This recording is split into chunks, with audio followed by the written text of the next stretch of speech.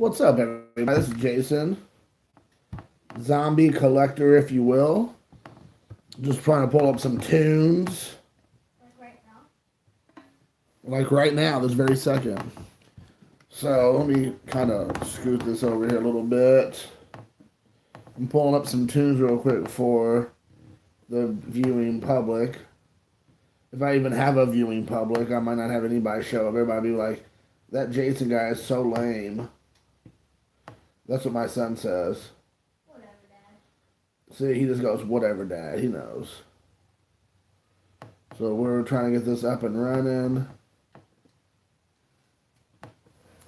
So we will see.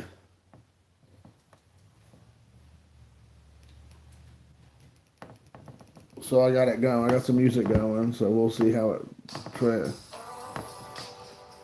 So anyways, I'm going to wait for a few minutes and see if anybody pops on. And then we'll go from there. Nobody pops on and I might call tonight. But I had some downtime, so I thought, hey, my old Sonny boy is playing Fortnite shockingly. I know it's a big surprise, so I had this downtime, so I thought, hey, what's up, Izzy? Izman70. I like your cars. Hey, what's up, Bobby? We got two heavy hitters in here already. That's awesome, dude. Just think, Bob, this time last week you were heading to Indiana. So it's kind of crazy. But yeah, so super excited you all were able to join. Hey, Izzy, I was going to ask you real quick while I have you in here. Do you collect any Boston Red Sox cards? Or do you just collect more of the modern day high-end stuff? Because I got a whole bunch of Red Sox. I mean, I have some probably nice inserts and rookie cards and things.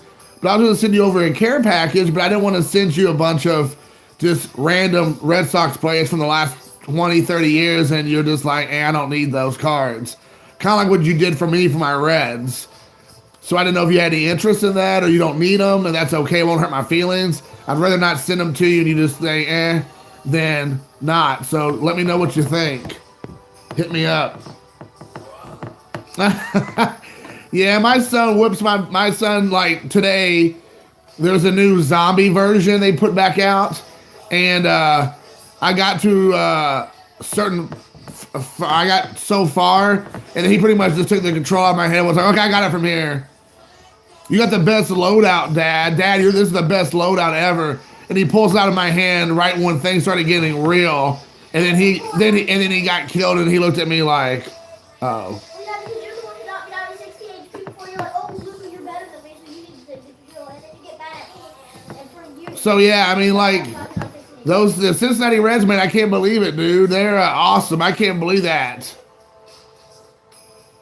All right, man, you got it, Izzy. I didn't want to send you cards. I know I already blow up Bob's mailbox every couple weeks to a couple months with pirates, random pirates. So I don't know. I don't know if that would be something you'd be interested in. But yeah, man, the Cincinnati Reds went ballistic today. I can't believe it. It was awesome. I couldn't believe how well they pulled it off. They didn't give up anybody. I could not believe it. Now, you still got more Reds cards? Well, dude, I got so many Red Sox cards. We're going to blow. I will definitely hook a brother up. So I am happy. Hey, score coming in the Wazoo. That's awesome. I'm gonna be sending you some more, bud. Yeah, I mean, I can't believe that trade, dude. Alex Wood, Yasiel Puig, and Matt Kemp for, I mean, nobody. Homer Bailey is average at best. And then two good prospects, but not great prospects.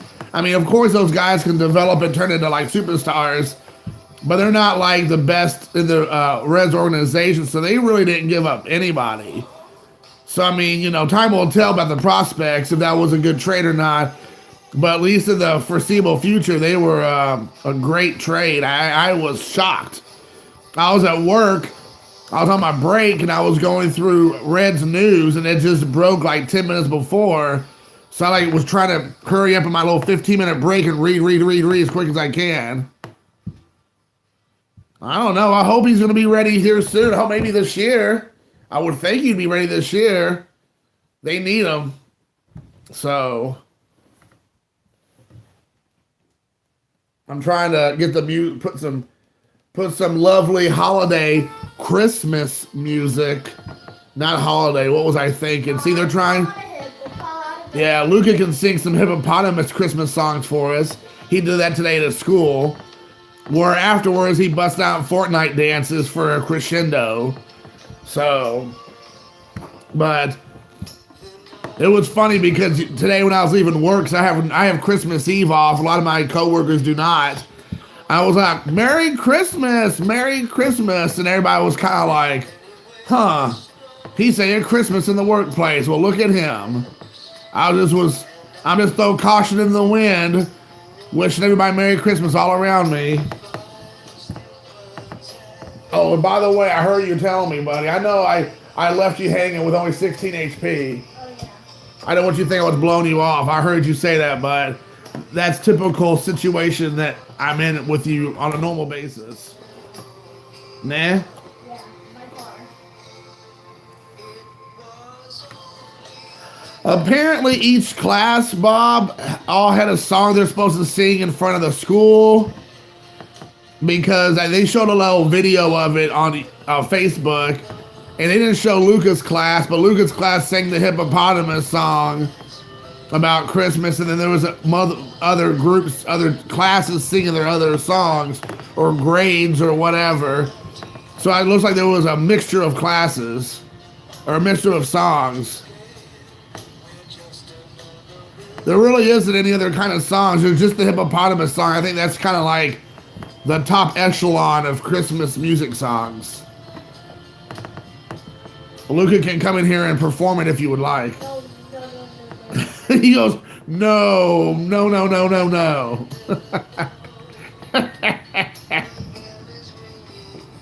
So yes.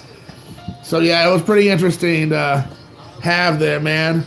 So have you been able to recoup yet, Bob, from this past weekend? Have you been able to kind of get back into the swing of things and recuperate?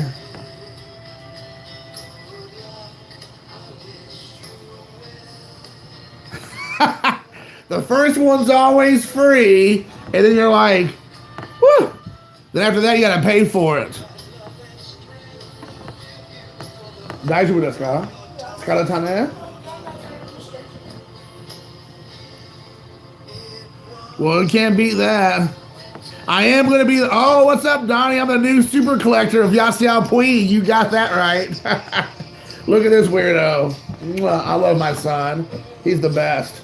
Thanks, I already know. Wow, he said thanks, but I already know. Oh, Izzy goes, Luca! Tell Izzy thanks for the card.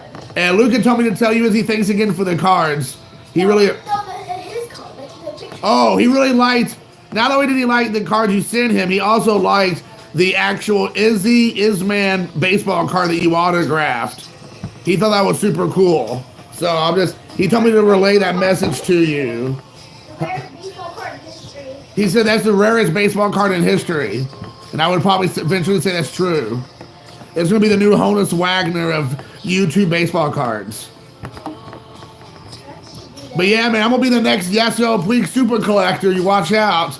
My cousin, who's a huge Reds fan himself, he went onto the Cincinnati Reds website, and they already got the guys in the lineup with the Reds outfits on and everything. They, Photoshop or whatever. But they have a little Cincinnati Reds hat on Puig and Matt Kemp. They're not wasting any time showcasing the new players they just got, 5-6 hours ago. Officially got, I guess, so.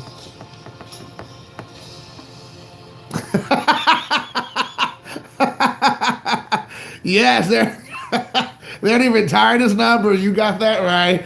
He hasn't even laced up his cleats yet for one single game, and they already got that number on lockdown for retired numbers. That's so hilarious. That's cracking me up, dude. That was a good one. Yeah, Donnie. Hey, man, that's glad, man. I'm glad to see you all popped in. I can honestly say, Donnie, that obviously I've been a Reds fan since I was a kid, probably Luca's age or a little bit younger. I don't think I've ever seen a Reds trade of this caliber in 30 plus years. I mean, Ken Griffey Jr. was a big grab, whatever, like 2004 or whatever, whenever he came over. I can't even remember the exact date that he came over. But I mean, he was kind of on the tail end of his career. He never really did a whole lot for the Reds, so it was a big deal when they signed Griffey, but it wasn't the same level that this is, because these guys have, could have a good solid 6 to 10 years in them, baseball wise, and they can lock them up for a good year. I mean, they really can contribute immediately to the team. So I think that's why I'm excited.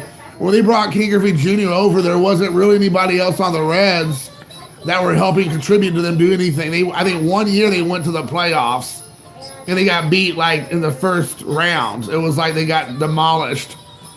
I think that was when like Roy Halladay threw his like no-hitter in a playoff game, and it was against the Reds. So I mean, it was, they just got demolished. So I mean, this is a big deal. I don't think I can remember one as big as this. Yeah, they're gonna be really fun to watch. I agree, Izzy.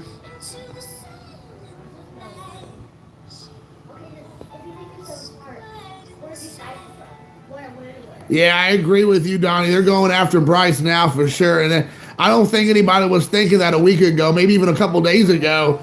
I think everybody's still thinking it's going to be the Yankees or the Phillies, maybe even the Cubs. But now that the Dodgers dumped all that salary and made a lot of moves, there's a very big chance that you're going to see Bryce Harper in Los Dodgers blue, which I'm fine with that. I'd rather him be over on the West Coast than him be in the Chicago Cubs, that's for sure, or even the Phillies, because we would play them and see them a lot more. So I'd rather him over there, and then we'll deal with them in the playoffs. I'm super pumped, but I agree with you, Izzy. I think they're gonna, and it's 2 hours from Vegas, exactly, which is his hometown area. So that makes a lot of sense for him to stay in or go to California, not stay, but go. It makes sense. So, I mean, at the end of the day, we know that for Bryce Harper, as is with most players, I'm not just saying this about Bryce, it's all about the greenbacks. So, I mean, whoever's going to throw the most money at him, probably for the longest amount of time, you're going to see where he goes. But I'm just thrilled for the Reds. I mean, I could not believe that the Reds pulled that trade off. I know they mentioned it last week. I was like, the Reds are always involved in all kinds of discussions, but never anything pans out. They always end up getting some third tier hitter, some pitcher that's on his way out of the major league, some fifth, guy that's in the outfield who used to be pretty good, and now he's just kind of was like floundering around for one last hoorah. But to get Yasiel Puig, who, I mean, I think he's 30, if I'm not mistaken, and Matt Kemp's like 34 or 5. I mean, that's pretty cool. Oh yeah, this is from you were there. This is from Raphael. So I'm starting to go through it and reading it, and I honestly think it's the top 88 cars of the 80s. And you know what everybody always does this time of the year, or the very first part of the new year, is they talk about what they're going to do for that following year, like what direction their collection is going to go. And I honestly think I'm looking at it. I'm going to try to obtain as many of these 88 rookie cards as I can from 1980 to 89. I think that's what I'm going to try to focus on, these rookie cards. I'm sure getting them slabbed is the ideal situation, but I'm a working Joe and I know we all are really, so I don't really want to make that to be like, oh, woe is me, but I don't have the income, I don't think, where I can just get crazy and do like graded 9s and 10s of these rookie cards. So I might have to end up, getting some stuff maybe raw or lower grades. But I think I'm gonna make a run at these 88 cards. 'Cause I have a lot of these cards already raw. So I'm debating on if I should do raw or graded or a combination of both. So I'm kind of up in the air, but I know I want to do this. I think it'd be fun to do. I don't have a lot of these cards. Out of the 88, I might have 10 or 15. So I think it'd be a really fun thing to do, to see my progression at the beginning of the year. I can catalog which ones I have. And if I do both, then I'll have more. If I do one or the other, then I might change it up a little bit. But I think it'd be fun to do. Because like I said, a lot of these cards I have, so if I decide to go the ones that I already have, it'll be easier. If I decide to go strictly graded, I mean, obviously I could probably pull some of these cards graded on the lower end, like the 7s and below. But if I want to like try to get more like quality over quantity, I might pull the trigger on like, just 10 or 15 out of the entire year, because a lot of these cards go for $100 something or easily around that range, in that $60 to $100 range, if you're trying to do 9 to 10 of those cards. Is this a registry set? I don't know. I don't know anything about registry sets. I don't know anything about graded cards, like this kind of thing. But if it was, then maybe I would do it. Steve Sachs, well, only if you're going to throw in one of those Doug Drabek rookie cards, I'll do it. If you throw in a Doug Drabek, we'll probably pull the trigger. Yeah, this is going to be a lot of fun. Like, I'm just looking at the cards right now. Like, I'm sure you see like a smile on my face, because it's just like, yeah, this is going to be fun. Like, there's a lot of cards in here that not all of them are rookie cards. So that's cool. Okay, let's look. Let's see if an Andy Van Slyke rookie card's on here. Yeah, it came out last week. Here it is.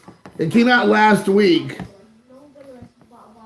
So I saw it at the card show with Bob and Raphael, and then my local card shop in beautiful Greenfield, Indiana, 4 Sharp Corners, ran by the cantankerous Tracy.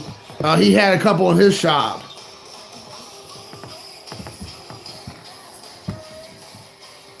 Let's see here if we have any.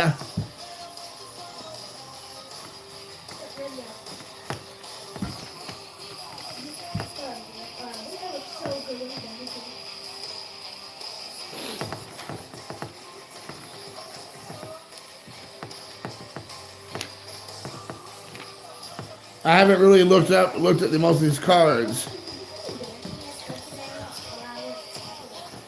Hey, Jason, what's going on, dude? Yeah, you can get them at stores. I mean, if you have a card shop, you could definitely get at the card shop. If you don't have any card shops, I would say, I mean, I know a lot of like grocery stores in my area, and like Walmarts and Targets that have like sports cards areas. They sometimes carry these. I mean, I don't know. I'm sure I'm not telling you anything you don't know. There's no Andy Van Slyke, by the way. So,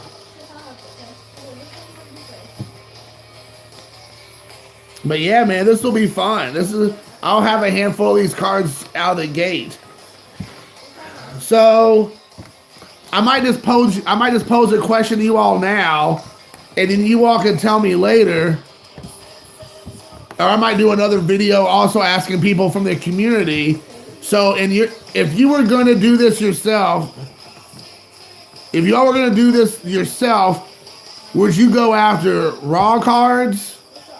Would you go after raw / slabbage together, or would you do purely slabbage on this kind of set? I want your honest opinions. Don't tell me what you think I want to hear, because you don't know what I want you don't know what I want to hear. But what would your honest opinion be? Oh, I know your answer, Donnie, but that's okay. That's true. I want to, that's true. I know you do slabbage, and you're a raw dude. And you're a mix. You three guys suck, man. Seriously, you all three gave me all three different answers. I know you all know I'm a raw dude. I am. I'm raw. Baby, I like it raw. I like it raw. Baby, I like it raw. Yeah. Hey, baby, I like it raw. That's my little ODB for you all. I'd get a little bit more off the chain, but I got a 10-year-old in the other room, so I got to keep it somewhat classy. Hey, Ava. How you doing, sweetheart? In a mix. Okay, Izzy, good. I agree. See, that's kind of what I was thinking. I kind of like Love in Your Heart. I love this song. Man, I love this song. Annie Lennox and Al Green from the movie Scrooged. Man, this is such a good song. Put a little love in your heart. But yeah, I think that's, yeah, you're a little princess. I look forward to seeing you again. Maybe next time I'll bring Luca. We can all hang out together, sweetheart. But, hey, what's going on, brother? What's up, Jim? But I think I'm gonna do that. I think kind of like what I did before, Donnie. You see my video. I found a lot of those 80s cards slabbed for, you know, reasonable prices. So if I can find some more like that, I'll buy them slabbed because that just makes sense. If I can get them for a decent price. But to go back to what Izzy and Bob said, I'm more of a raw baseball card collector. So some of the more higher end cards that I can't really afford slabbed, and I just don't want to get a 4 or 5 of a King Griffey Jr. 1989 Upper Deck card, just so I can say I have it and it's, you know, kind of beat up. I might as well get it raw and, you know, in really good shape, maybe even mint, and have that for my collection and have it, because I don't have that in my own personal collection. I think my dad has it, and I'm gonna just say these cards are in my collection, so not the ones that maybe mine in my pop's house, or they're my dad's and he's like, you can have them. Like, you know, I want to get them myself. That's something I worked on. So, well, for some of them, yeah, but not for all these cards. You can't do that with some of the Barry Bonds cards, definitely some of the Ripken cards, Clemens, you know, who else? Mattingly, some of the Mattingly cards, Griffey cards, those cards, Ripken, those cards, anything like 8 and higher, you're looking at, you know, probably, I mean, I'm guessing low end 20 or 30, and on the high end somewhere between 60 and 70. And then, of course, you know, on some of it, as the grades go higher, you're looking at close to $100, if not more. So,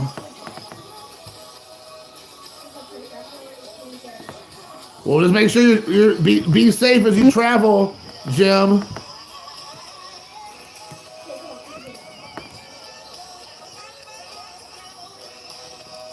Put a little love in your heart. I love Scrooge. That's one of my favorite Christmas movies. I kind of forget about it. But that's a really good movie, Scrooge. I like when Carol Kane like comes out as a little like the ghost of Christmas past or whatever she is, or present, and she comes out and she like blows little glitters like, and then punches him right in the face. It's like awesome. I love it. In Rome, Georgia. Yes. I've been to Macon a lot. I've been to Atlanta a few times. Mostly I just went through Georgia to get to Florida from Indiana when I was a kid growing up, because we have a lot of family who live in Orlando or around Orlando. They're actually from a town called Largo. My great aunt who moved there from Indiana used to work for, oh my gosh, I forgot. The space shuttle program in Florida. Cape Canaveral. No. What's the name of that space shuttle program? I forgot all of a sudden. Cape Canaveral? No. What is that? Oh my gosh. Whatever the space shuttle program that's in Orlando or Florida, she worked for them for 30 years or longer. I don't know, 40 years. And she worked somewhere in that facility. I don't know what she did. She kind of kept it quiet, so I don't know. But she always would tell us all about it.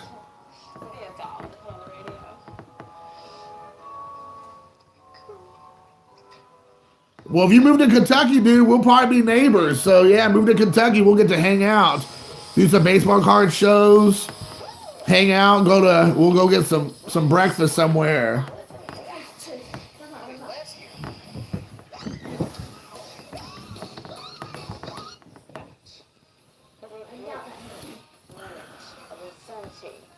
Yeah, like I said, I'm not for sure what she did, but I'm sure it was all right. What Bonds cards are on the list? So let's go and see here. They're not the first 12. Number 14 is the 1986 Topps Traded Barry Bonds 11 TXRC. And I'm assuming that's traded and not Tiffany. Yeah, traded update. Okay, yeah. I really don't know what the difference is between traded and Tiffany when you're looking at the card. Hey, what's up, Gary? My man from Japan. No, I'm just kidding. My main man. So the first one is the Bonds, was a 14. And then number 31 is the 1986 Fleer Update Barry Bonds U14 XRC. Tiffany is glossy.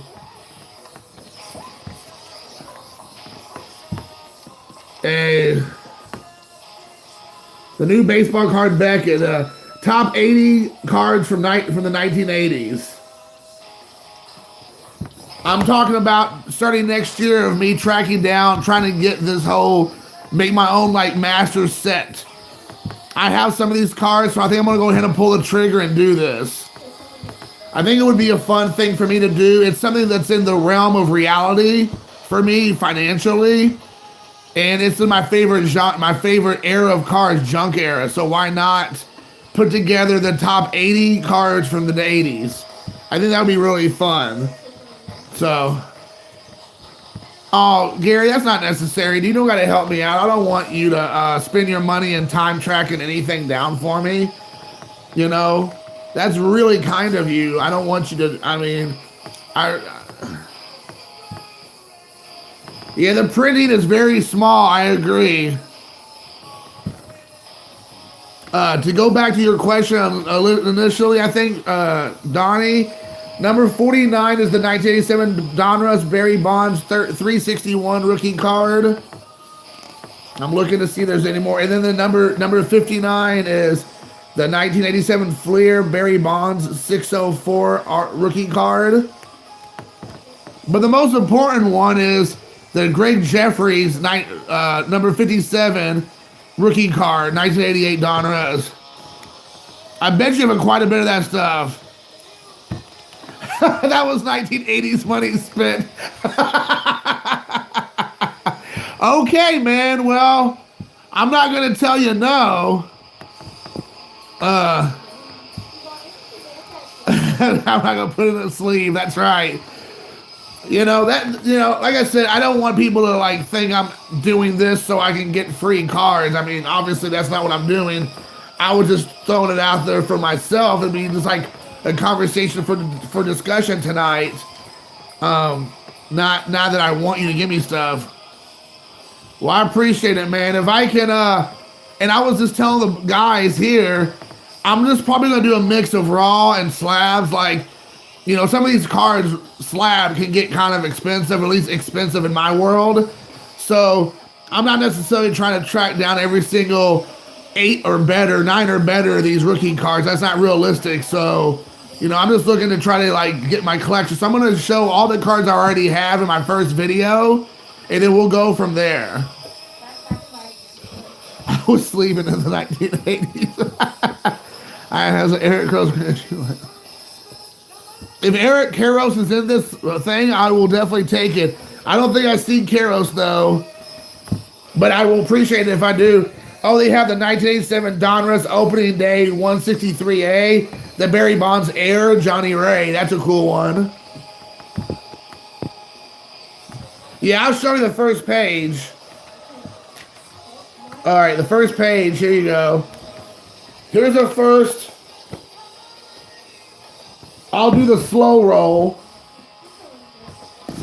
I don't know if you all can see. That's the first 10.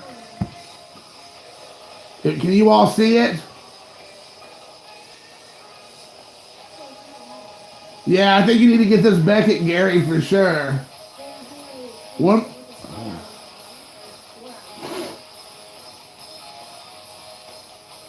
I look so much skinnier when you just see the top of my head.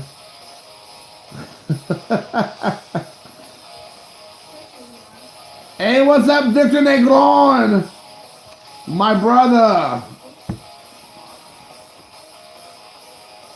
Yeah, they ranked them 1 to 80. And then they have like a little brief synopsis on each one. And then they break it down later. They'll like talk about a lot more. So on this first page, I have in Raw, I think I have the Jose Canseco, I have the Tony Gwynn, I have the Mark McGuire, I have the Don Mattingly, and I have the Ripken. Because I got that just slab not too long ago. That was one of those ones I pulled the trigger on and got for like pretty good deal. At least I think. I have the Billy Ripken, but I have different variations. I don't know if I have. I don't have the F-face one. I think I have the black box or the white box. But anyways, so here, that's the first 10, or I'm sorry, the first 12. Would you like me to go to the next page? Would y'all just see all 80? Just for kicks and giggles? Or is that boring? Y'all don't want to see that?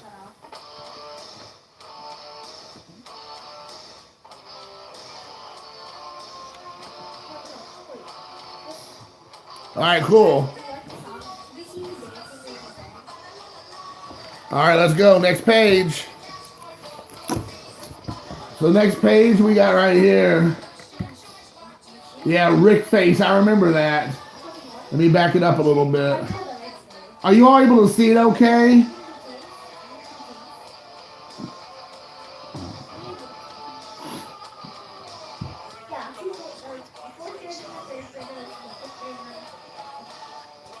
So we got Bo Jackson, we got Del Strawberry cards, we have the Doc Gooden, we got the reverse negative.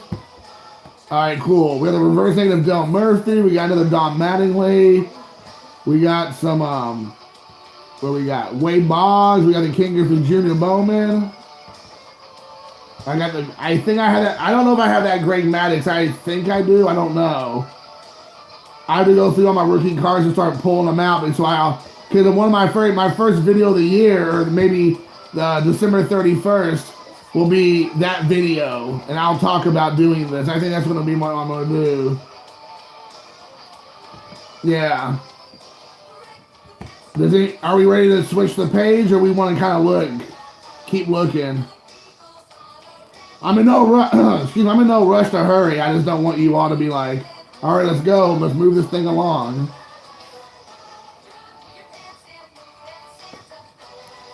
Yeah.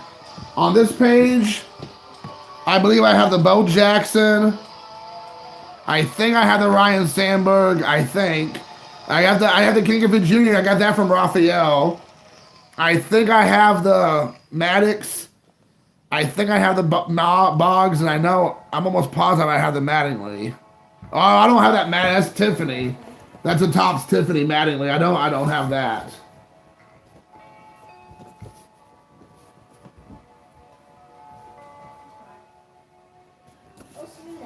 All right, so you want to go to the next page? Look at my little nose.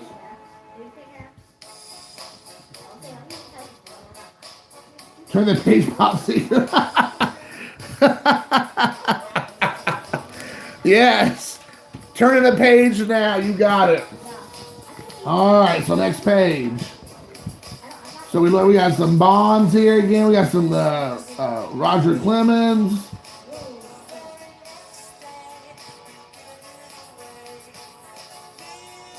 Yeah, that maybe the Mattingly from Nestle. Let's look. Was that the first one? Maybe I didn't have that Nestle one. No, the Mattingly is not the Nestle one. That's the Topps. The next one's a Topps Tiffany. Let me go back. Sorry. So far, there's no nest thing. That Will Clark, I remember that one. Hey, what's going on, Hitman 23? Mike. Are the baseball cards shining down on you tonight, Mike?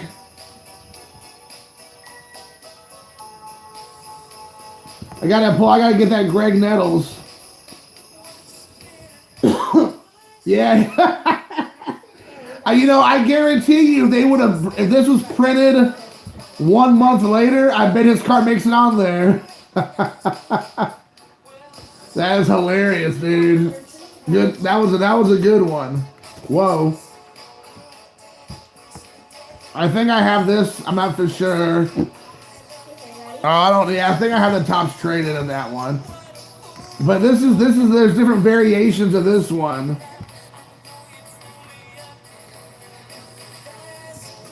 Oh my gosh, Harold Baines, dude. I know. It's ridiculous, that Baines, man. But that's funny. Good times, dude. That's cracking me up. I bet if they could do it all over again, they would do the top 81 cards from the 80s, and Harold Baines would make the list. Little way to the fields. You gotta give it to someone special. Top 81 of the 1980s. Number one, in the number one spot, Harold Baines.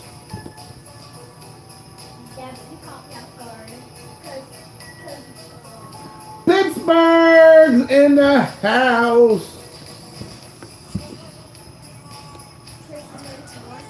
Marlboro Randy.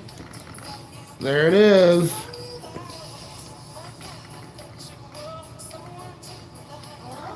I can't wait to track them down. Tracking them down is going to be fun. It'll be a fun little adventure.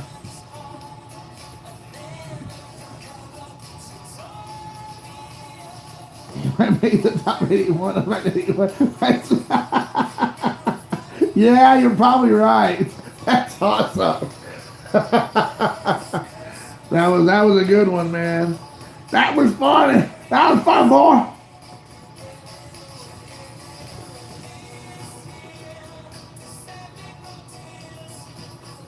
I'm so scared. What's on the next page? So we ready for what? Ready to keep going?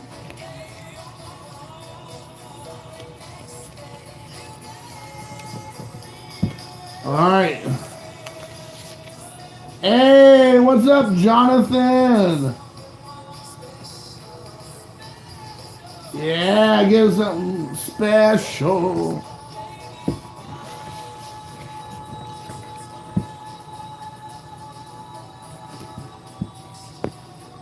My next EP to Jason is going to be named. That's awesome. That is awesome. I really think you should do that. I think you should pull the trigger on that, Bob. You just be CP and Harold Baines heavily. That'd be awesome. That would be awesome. Oh, hold on, wait. That wasn't Kettle on here. Who was that on this other page? Oh yeah, Greg Nettles. Greg Nettles, and this is wrong Kettle right here. Greg Nettles.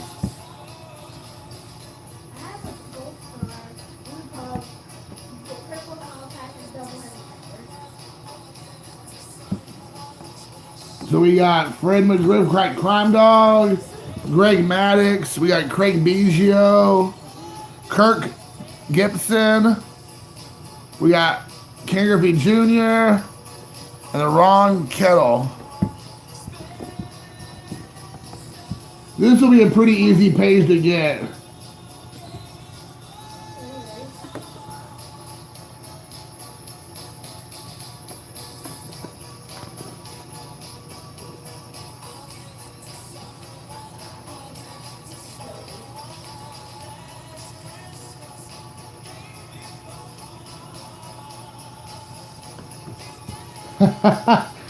Yeah. I don't have a whole lot of these either, Victor, though. Like, once I sit down and really look at the top 80 cards, I'll probably have like 15 of them, maybe 20. So I'm gonna have my work cut out for me because I'm gonna do a combination of vintage, of slabbed and not slabbed, it looks like. Brahim! Let's go, Brahim! Yeah, that's what everybody was saying. That was a little bit before my collecting time. I started really more in 85. 1983, I would have been like 5 or 6 years old, so I kind of missed the wrong kettle. But in 85, which I would start to collecting more heavily, you know, I think that the wrong kettle explosion had kind of died down a bit.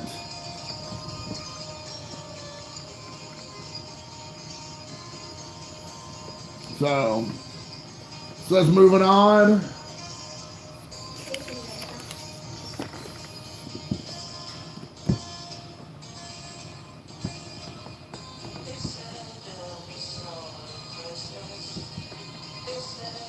Yeah, I didn't miss much. Okay, well that's good to know. Almost 40 years later.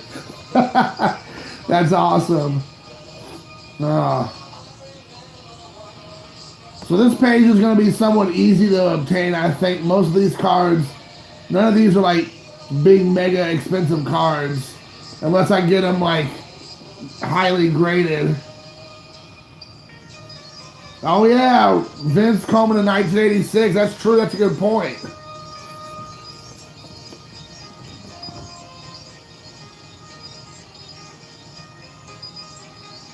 Oh wow, you really? That's pretty awesome, dude. Maybe we can work out a trade or something. I don't know. Like, I'm not for sure what all I have that you'd even want / need. But I hate for you just to be like, here's a bunch of cards, just take it. I'm not saying that's what you're saying, but I just feel bad for people sending me things if I'm trying to put together, you know. But yeah. Here you go, Jonathan. It's the new Beckett for this month. It's the 80s edition, the special 1980s issue, and it's the top 1980s cards from 80 to 1989, the top 80s cards off the list. And you can get this at like any baseball card shop. If you go to a baseball card show, it's brand new. It came out last week. I'm like in my area, like if you go to like a Barnes & Noble, if you have Barnes & Noble in your area, Barnes & Noble, like Books A Million, those kind of stores, they have it. Oh yeah, I have probably out of the 80 cards, I probably have around maybe 15 to 20, I would say. If it's a mixture of a few slab cards, but most of them are all raw. As I know that's not really a big surprise to most of you guys.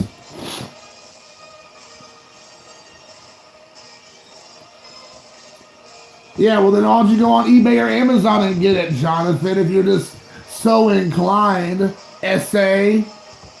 Rawhide. Woo!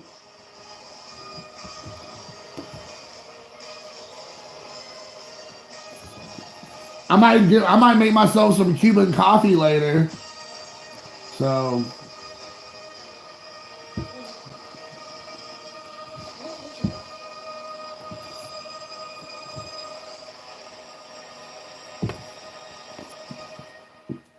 I'm looking forward to putting this set together. It's going to be fun.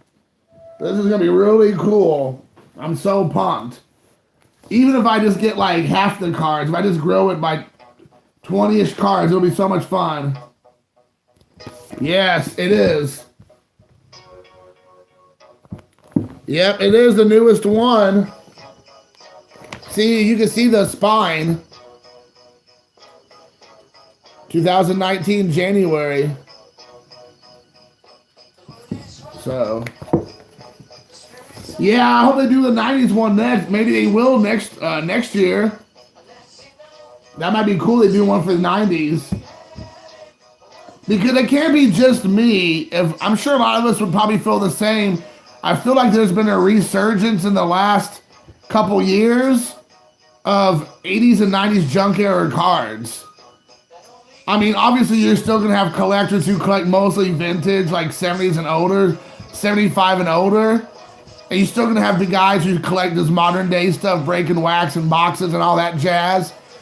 But I feel like there's a large contingent of fans and collectors that work off of stuff like, 76 to like 96 kind of thing, or 98 or 2000. So, hey, what's up, Micah? What's up, homie?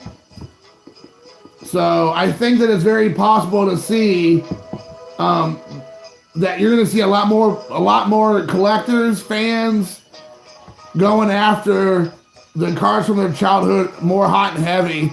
And every year that ticks by, I mean, we're just being honest, it makes the cards a little bit older, maybe a little bit more valuable, a little bit harder to find. I mean, you got that one guy that's like collects every single Barry Bonds card in the world that's like the tops traded or whatever.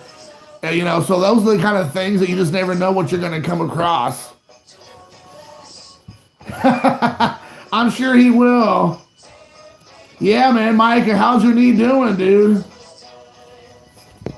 Yeah, I agree with you completely, Mike. It's because they're very attainable.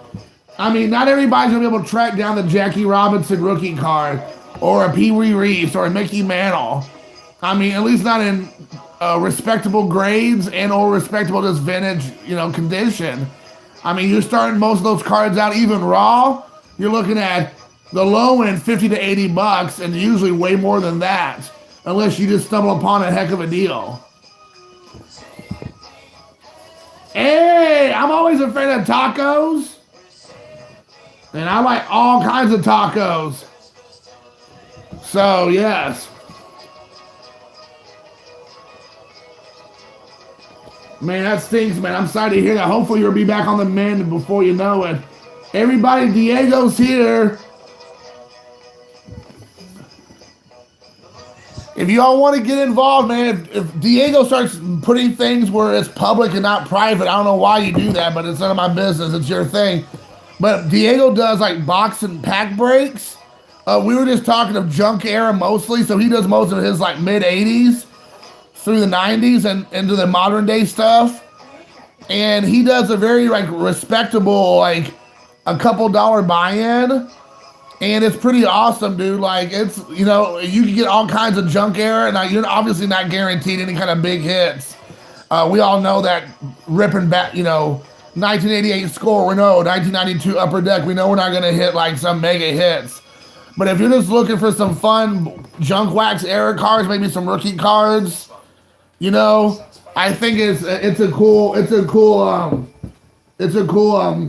like pack break, box break to get involved in.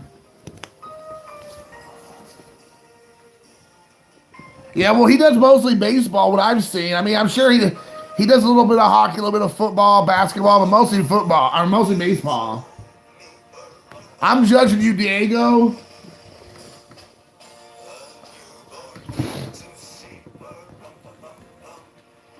Yeah, man.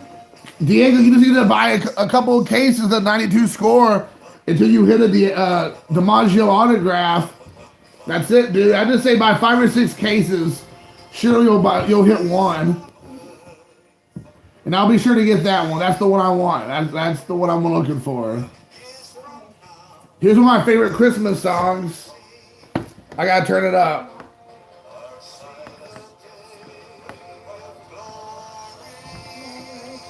One of my favorite Christmas songs. Bing Crosby, David Bowie, Little Drummer Boy. I love this song. With Peace on Earth. That's no fun, Victor. What's the fun of opening up tens of thousands of cards and possibly not hitting squat or just going to buy the card? Hey, the wind. Oh.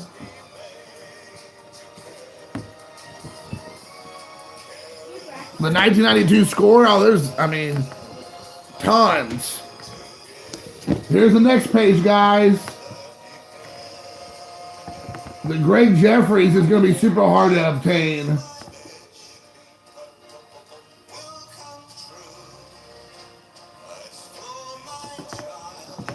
And your child too. I'll read the rain. Oh, read.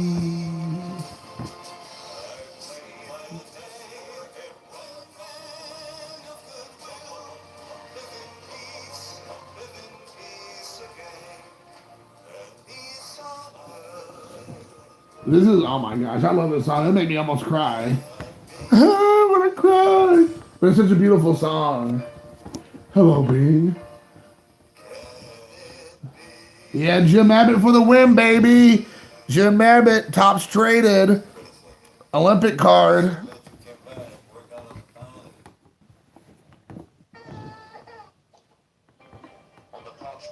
You mean it's not already worth millions?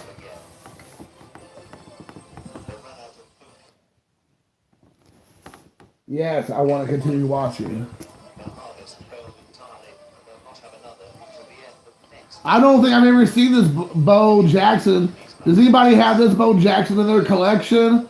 I've never seen it. I think that's a classic. Yeah, it's classic. Bo Jackson Classic Games 1987.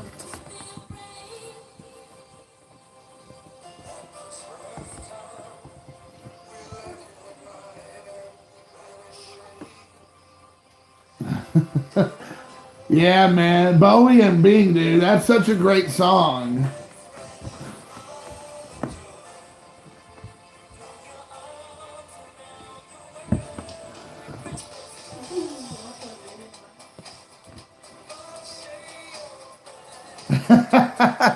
You sent me a Brian Taylor, I think, if I'm not mistaken, dude. You sent me one of those Brian Taylor, so I have one of them, so I don't need your Brian Taylor because you sent it to me. But I do need that Gray Jeffries. I don't think I have it, but I can probably open up one pack and get it real quick. So that'll be fun. That'll be fun to try to open some packs of those. Just buy some 88 Donruss, maybe 4 or 5 packs, and see if I can grab one. Michael was like, deal. Yeah, like when I think of Christmas songs, I think a lot of the Wham songs from Christmas in the 80s. The Bing Crosby and the David Bowie. Elvis Presley's Blue Christmas. I like this song.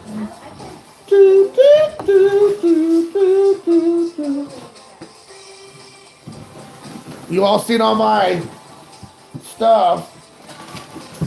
Too bad too bad I don't have any 1980s to crack. Oh, I have some 89. I forgot I have some 1989 cards. I think I have some 1989 cards.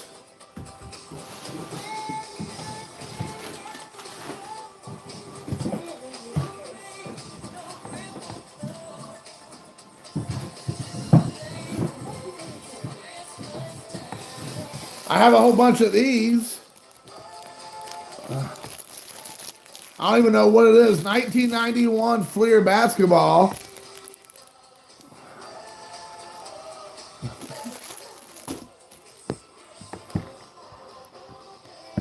So I gotta pick this up and look at it. Whoops, no, I don't want to.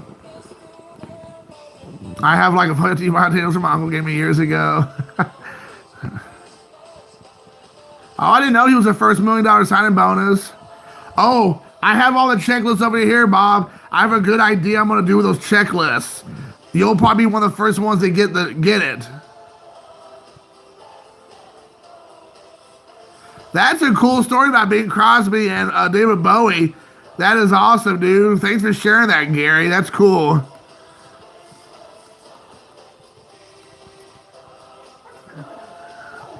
That's a great idea, Mike. I might have to do that too. That's a really good idea. That's really cool. Merry Christmas, man. That was pretty funny. I am a hoarder. You got that right.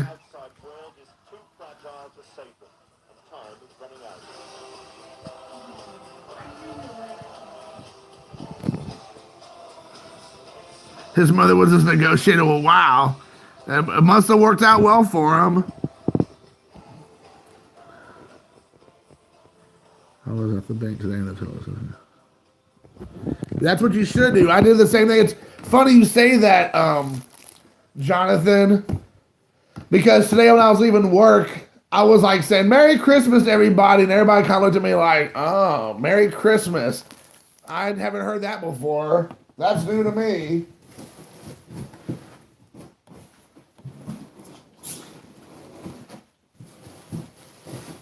I have all these 1991 Fleer basketball. What in the world?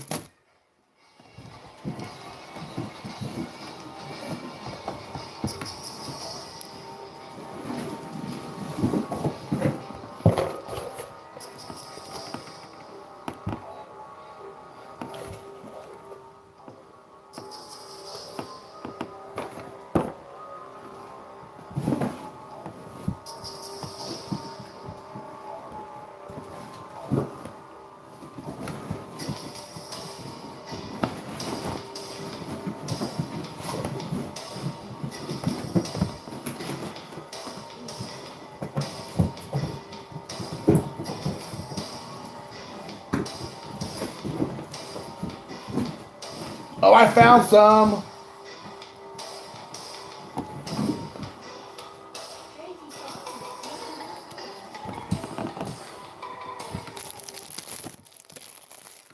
I forgot I had these.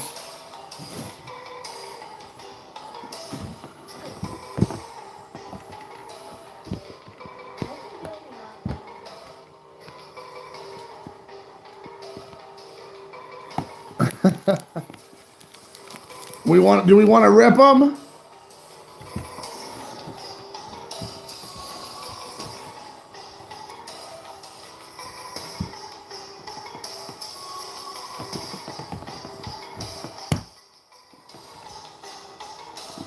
Hey, you were right. There's a Nestle Mattingly.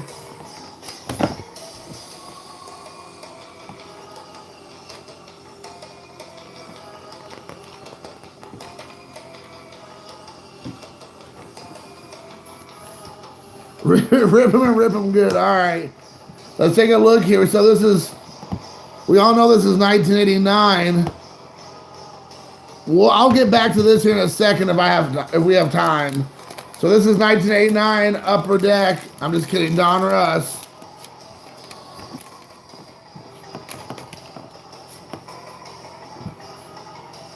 Let's take a look here. Here's a hot rookie. Greg Olson.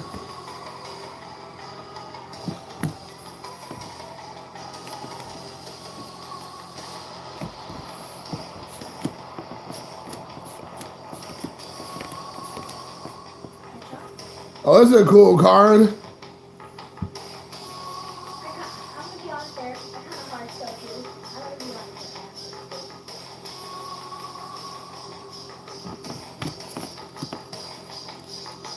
that. All right, so there you go.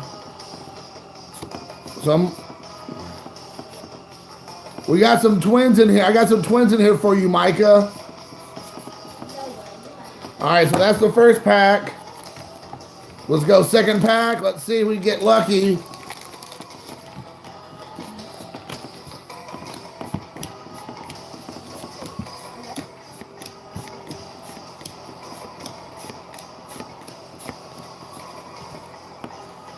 Flash Gordon.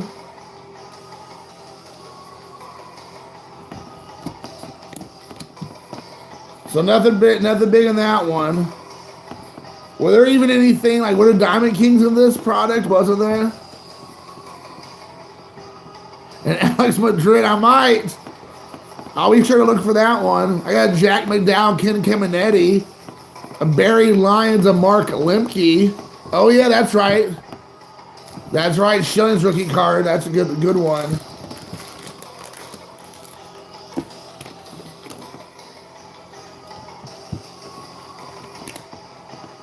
Hey guys,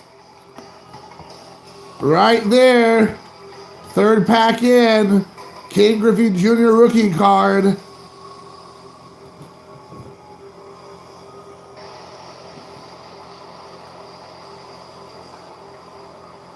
That is right there.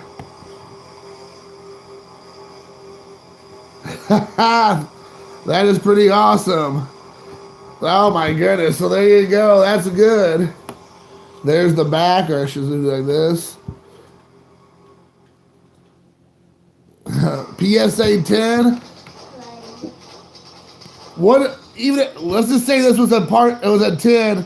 What does that 10 go for on PSA 10 Griffey Jr. go for.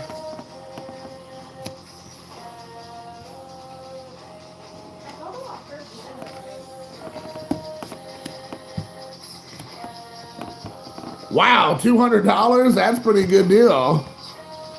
George Barrett. Another Earl Hershiser. There we go. Hall of Famer, even though he really shouldn't be.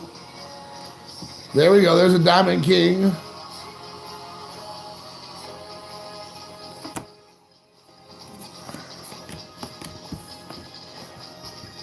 $5 billion. Yeah, maybe I'll send it in. We'll see.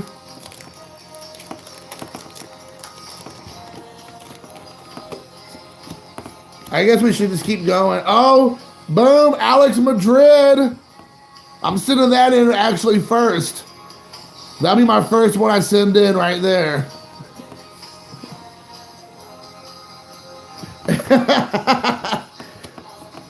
Will you though?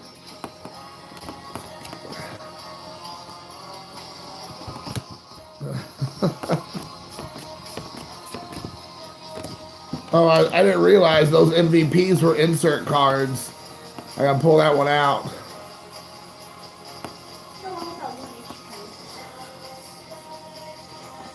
Alan Davis, there's like 10,000 of Alan Davis MVP cards.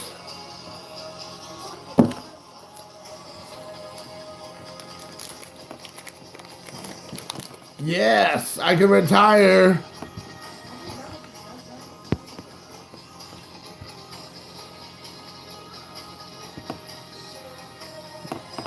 I can go buy a boat. I'm on a boat. I'm on a boat. I'm on a boat.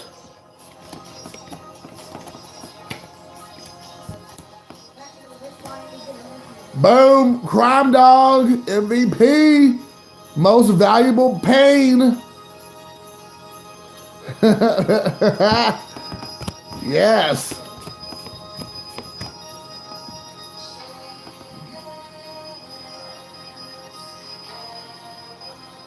On the Ken Griffey Jr.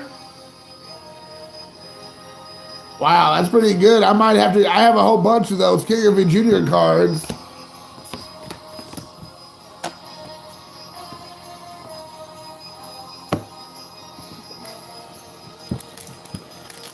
Let's just keep on trucking, I guess. We have what, one more pack to go after this one. That's awesome.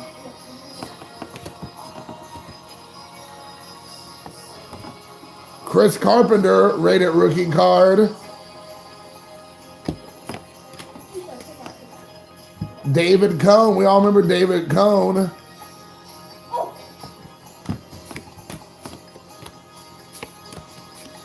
Oh, here we go. I don't know if I have this card, shockingly. Pull the Ozzie Smith MVP card. I'll take that one. Johnny Ray. Diamond King. It's not the Barry Bonds, but it's the Johnny Ray.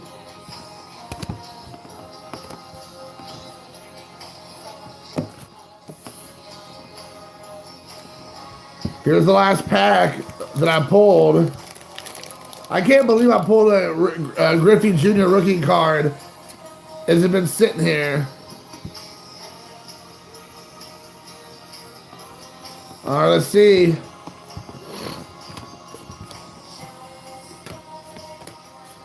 Julio Franco. Old Julio.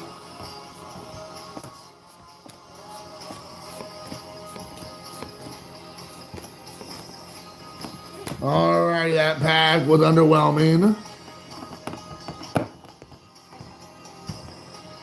Oh, I'm going to go right back to that book. I'm going to throw away this trash real quick. Throw away all this trash. 1 second here. One man's trash is another man's treasure.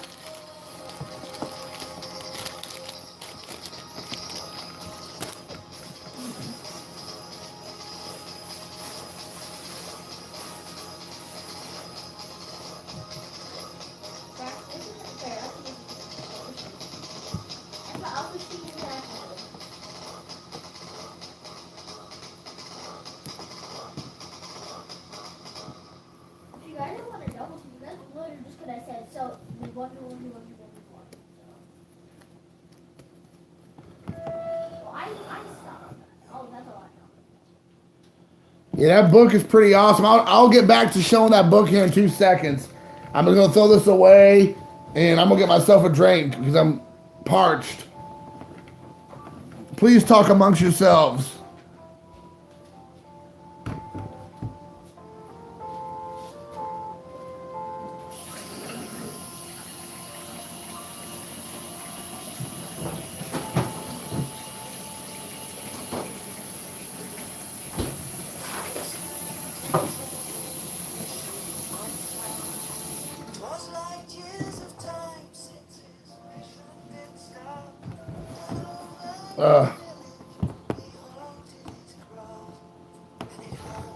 What do y'all want to talk about? You all know. I know I'm not scared of court controversy. It's so weak. I love that. Oh, you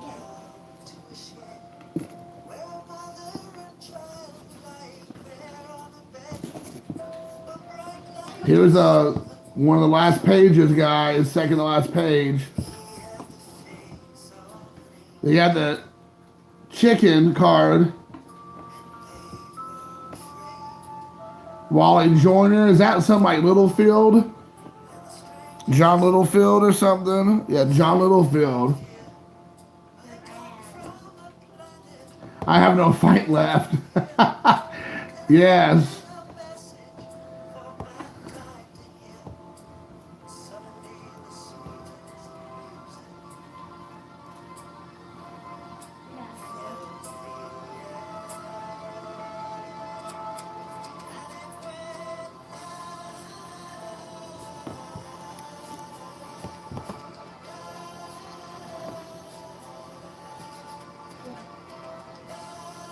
I think most of the cards on this page, except for that Mattingly, will be somewhat attainable. Is it a reverse negative? That's cool.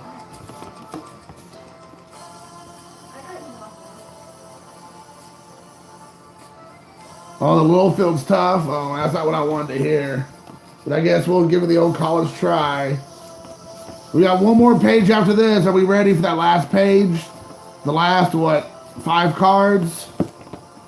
I'm sorry, 8 cards?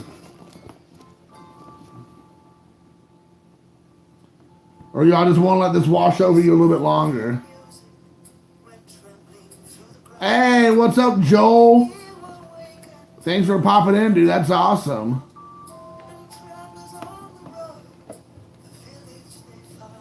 Yeah, I have the 89. Actually, Raphael, I won that in his auction. I won this. Well, you know what? If this is Tiffany, I don't have the no, it's the regular one. Is that J-Ray pricey? Here's the last page, guys.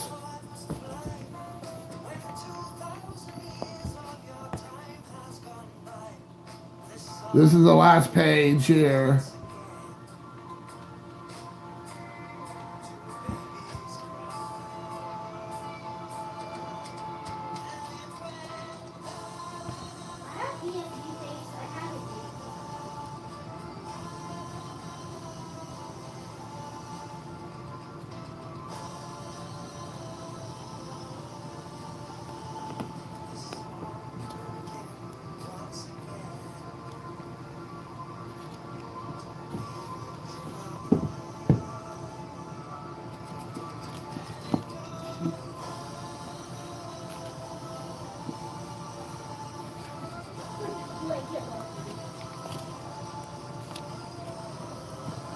Oh, and that will be a tough one to grab then, I bet.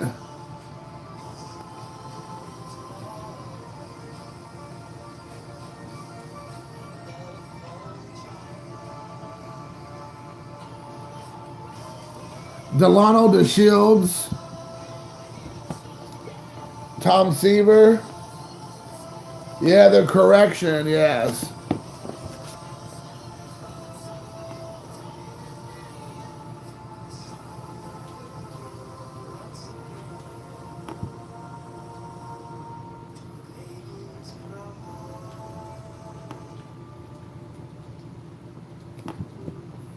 Hey, what's up, Matt? MP Fox in the house. Woo! Lock up all your Tampa Bay Rays stuff, guys. No more longos. Get all your longos off your table.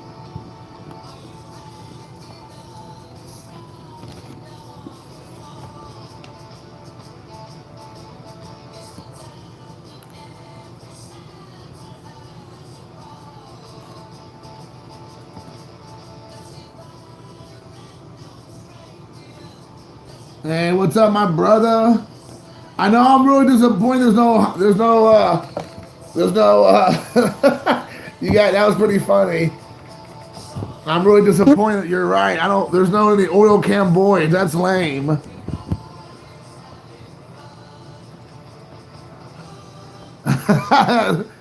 Yeah, well, you know what? The Cincinnati Reds did okay for today. They got themselves 3 fantastic players. At least fantastic for the Reds, that's for sure. So I'm super pumped with that trade. I'm so excited.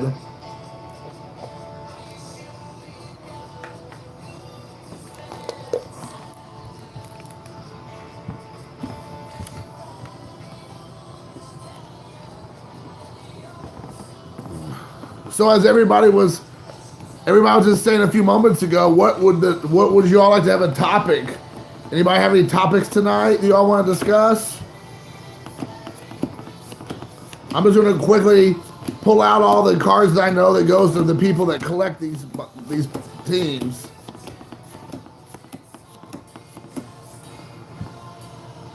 Yeah, I'm pretty excited drinking water. Only the best for my fans. My fans.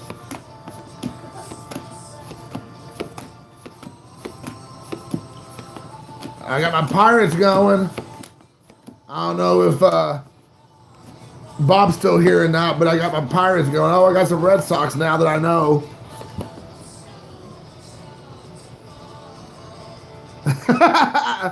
That's a great idea. That's a great idea, dude. I should do something like that. That's hilarious.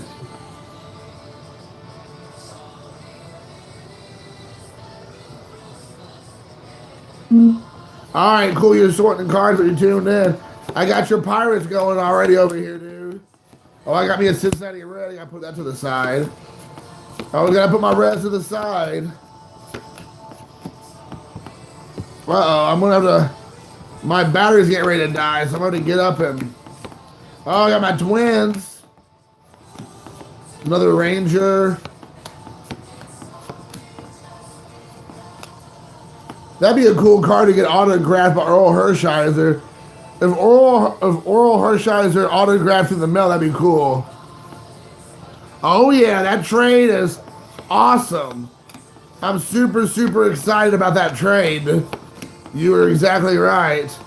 I got some Twins going for you, Mike, over here. So yeah. That was awesome. Oh, hold on, wait. I might have some more over here for you guys. Let me see.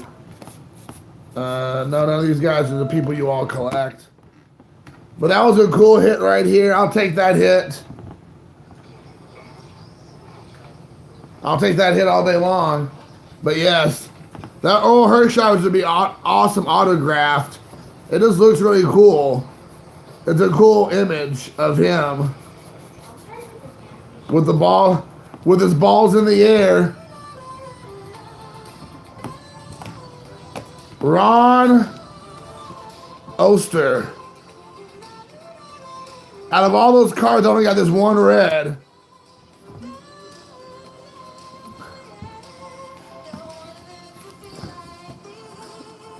I got 3 boxes of this. I got one behind the phone. The third one left over here. To the left over here.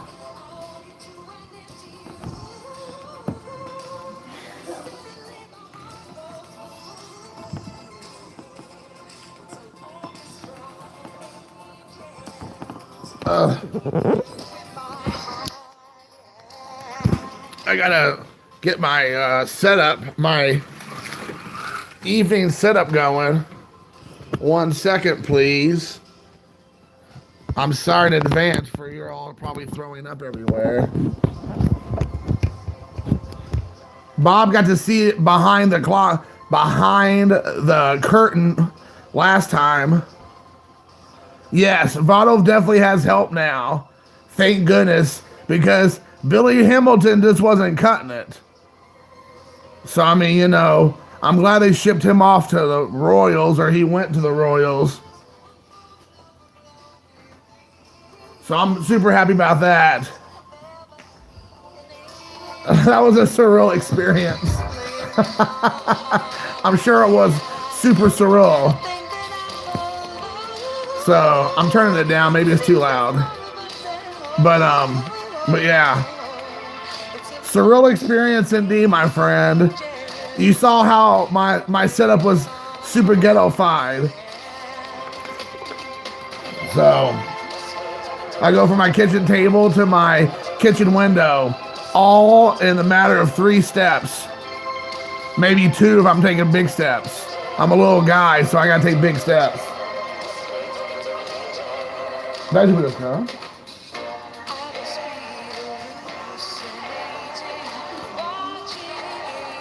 Yeah, Blair Witch, you got that right.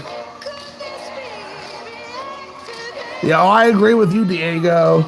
I miss those days where the guy stays with the team the whole time.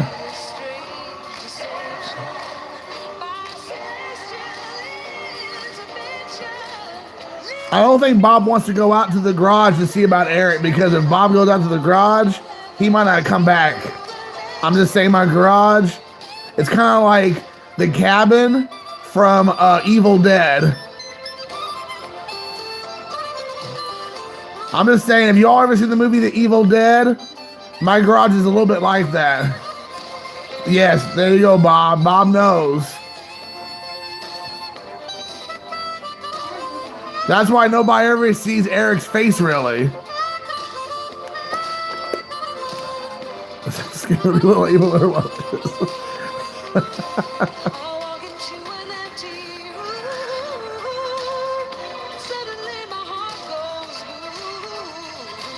No, I think Mike Trout will go to the Philadelphia Phillies.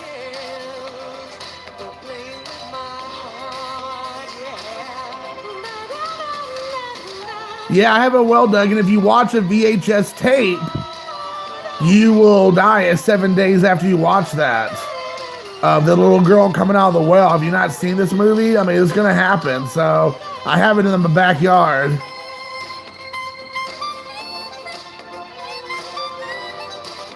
Dungeon Master, there you go. Yeah, I remember the Beastmaster from the 1980s with Mark Singer, or whatever his name is, holding his 2 little ferrets, running around the Beastmaster. I don't know, man. I think that's where it'll end up.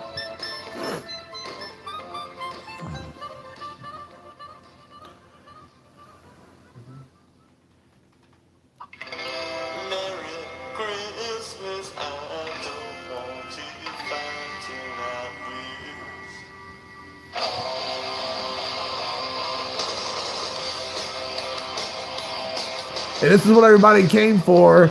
Jason Punk Rock Payne listening to some Ramones.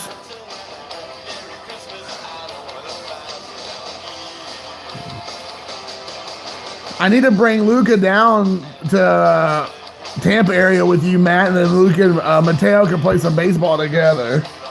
I've been trying to get his team to go down to Florida to play, opposed to going north. We keep going to, like, up by Cleveland, Ohio, and up the Pennsylvania area. I can't get them to go south.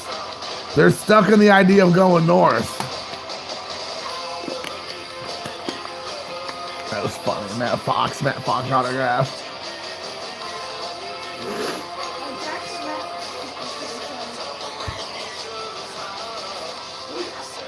Do I have a rope with it? Maybe. And a hose? Nope.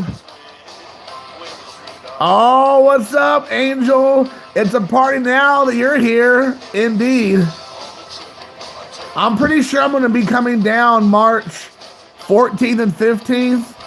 that week, that Thursday and Friday before the weekend. I believe it's 14th or 15th. I don't have a calendar in front of me, but I'm pretty sure I'm going to come down. I've been looking at plane tickets to come down, so.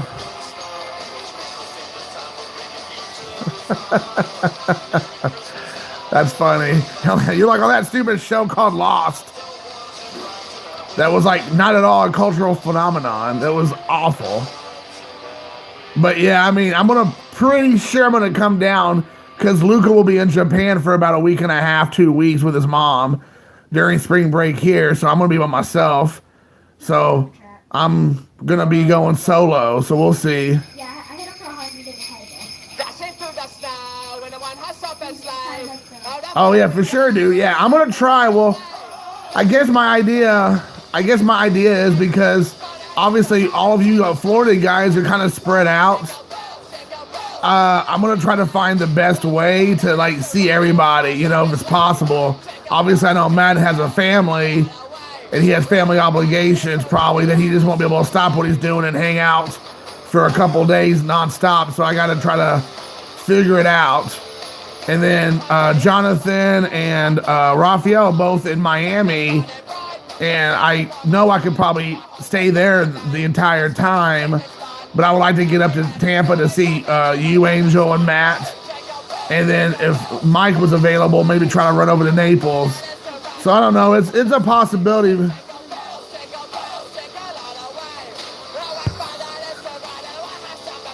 All right. Well, if you come to Miami, it might be even better. All right. Cool. That might be really good. I remember those days of little babies, little kids. That's my number one. Out of the gate. If I was going on a date with a girl, I'm like, do you want to have more kids? And she says yes. I'm like, hey, this is our last date. I'm zero interested in having more kids. I have my son and that's all I want. I don't want any more kids.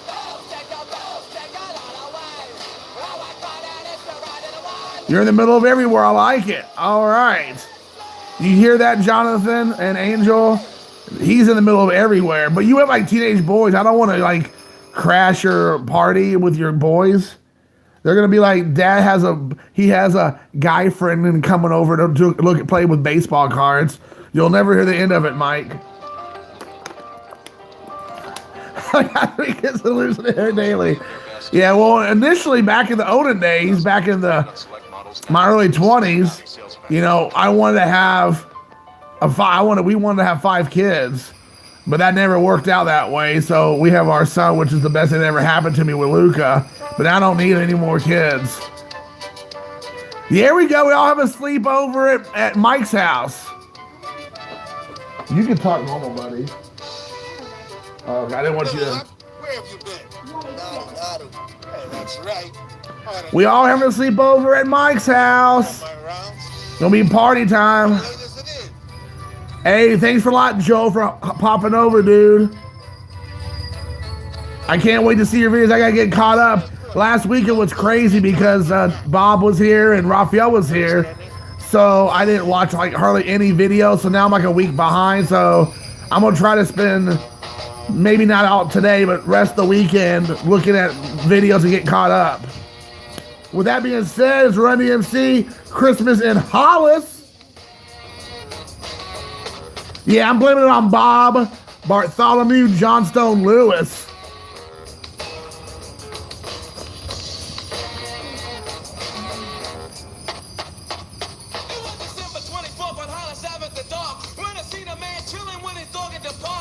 So yeah, Naples will never be the same.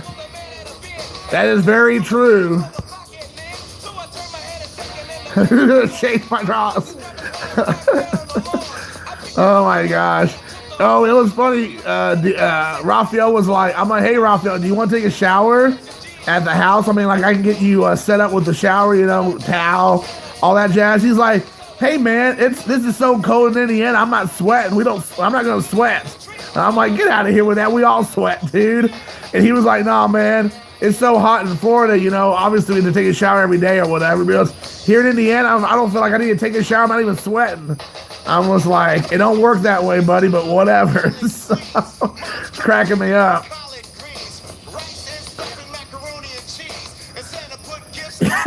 Wax wrappers flying everywhere. That is awesome, dude. That's so true. It'll be like all over the streets. Angel, that's awesome. That's hilarious. Yeah, you might just need to get like, we talked about, Bob and I talked about this with Raphael. We said he might end up, because he said he might have to drive all the way back to Florida, and he said he didn't want to stop. So we just said, you need to get a Mountain Dew bottle and a thing of duct tape and just wrap it up, just so you have a straight line of pee going. You don't have to stop. You just keep going. You just have to go. Naples can't handle the Card family. They sure can't. That is very true. A 3-liter, yes. You have to just strap that thing on, wrap some duct tape in, and just pray that it holds. Or else it's going to be a mess. For sure.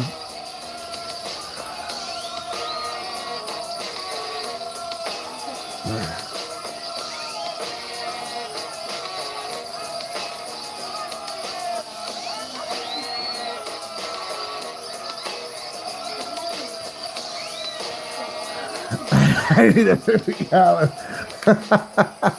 That's funny.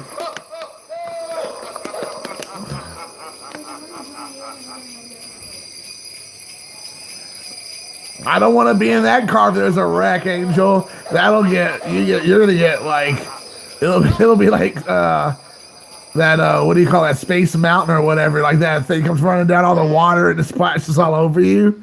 It would be like just like that.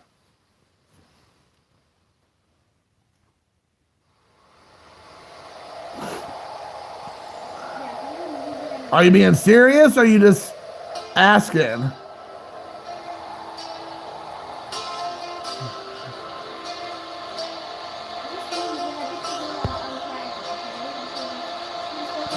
Oh my gosh, that is awesome, Matt. I can just see your grandpa like rolling down the window. Remember when you have to roll down the window like this? People don't know what that would do, like what that looks like anymore. But yeah, I can just see your grandpa rolling down the window, taking the cup and just flinging it back, and it's like, it's just hitting all over the place. Oh my gosh, that'd be awesome. Oh, here we go with the graded, guys. 93 balls, let's get it graded. It'll go from $1 card to $3 card with that $18 purchase of a PSA grade. I'm gonna grade it. I'm only gonna take it if there's a little piece of a needle in the slab, a used needle.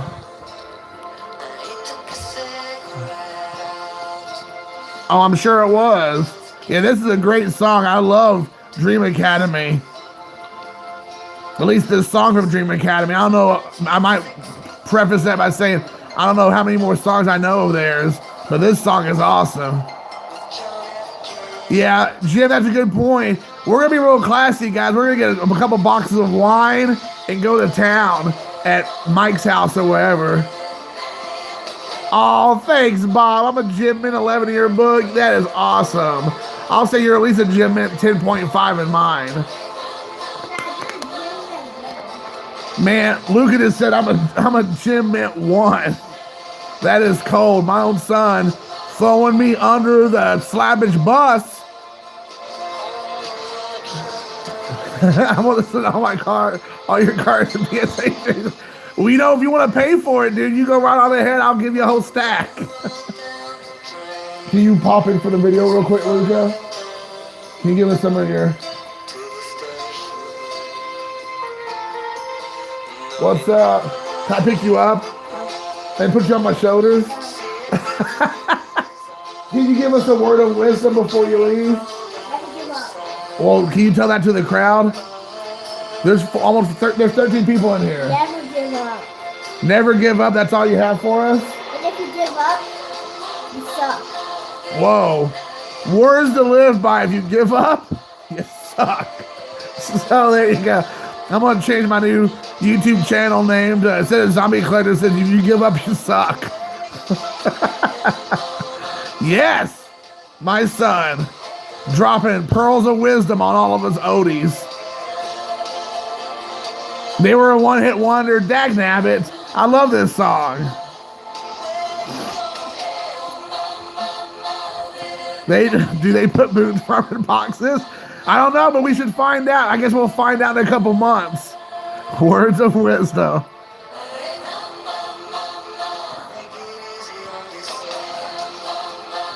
Right, I understand about not buying a PSA 1. So I was gonna ask you, Matt, do you let Mateo say things like suck or crap or stupid? I just was wondering, because these are things that Luca just, the whole suck thing, and the recently, he just like testing the waters on that. And so he likes to try to get away with those kind of things. He's monitored very closely with what he watches and listens to. Put on the Bee Gees. Seriously? You're from New York, you're from the Bronx, now you live in Florida? So yeah. Yeah, that's one that doesn't make it, that one is not one that I'm a huge fan of, for sure.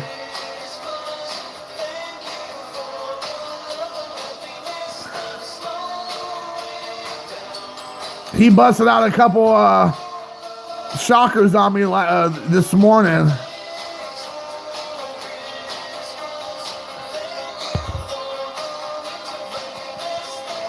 Yeah, I think it's funny when kids say certain words. Like, obviously, it's all about context and like who you can say it around and who you can say it with, and when not to say it and when not to say it, and when it's like kind of okay. That's what he's learning right now. Like, and he's testing the waters with me, with what he can get away with and what he thinks that might be too far. I mean, obviously he knows like cuss words are not acceptable at any time, but some of the ones that are more like on the line, he likes to try to throw them out there and to see like what Dad's reaction is gonna be. So I hear you.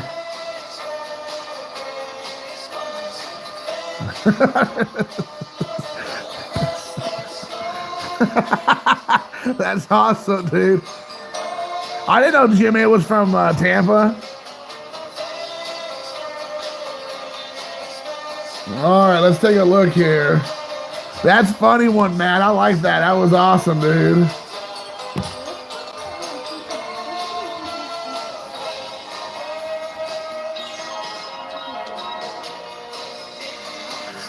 I agree, dude. Honestly, and I feel like it's happened a lot over the last like maybe 5 or 6 months. It's like before the Philadelphia crowd was Phillies fan, Ed, Wesker Griff, Caesar Phillies fan, Ray from Chile, aka Philly, and Mike O. That's 4. And then Matt from Virginia, who's a big Philadelphia Phillies fans, but even though he's from Virginia. And then Alex, I think, is from Georgia, but I think he's from Philadelphia originally, or the area. But like 4 guys are from Philadelphia, like still now from the city or the surrounding area. But I think we've talked about this before. You have Angel, Bronx Bomber. You have Jonathan Cuban Collect. You have Matt and MC Fox together. You have Mike Hitman. You have Raphael, Hidden Gem. That's 5. Am I forgetting somebody? Angel, Matt, Diego. Yeah, you're right. But aren't you in Jersey, Diego? But maybe you just a trick. I mean, maybe you're really close to Philadelphia. I'm trying to think. I know there's one Indiana person. You're looking at him. That's it. I'm kind of surprised. And I know I mentioned this somewhere before, but for so many card shows in Indiana and card shops, you would think there's a ton more like YouTubers and people in the community that would do more like media, like with social media stuff, and there's not. There is one other Pittsburgh guy, I think. There's that, that's the Jabs family. Is it Jabs family from Pittsburgh? But I think you're right, Bob.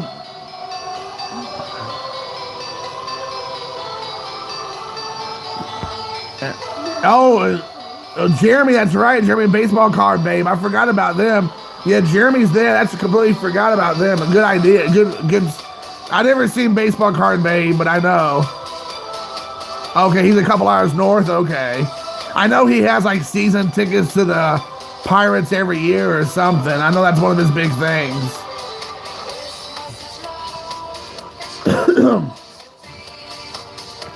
Yeah, I'm a Steelers fan. I mean, I don't like football, but if I had to pick a team, I'd pick Steelers.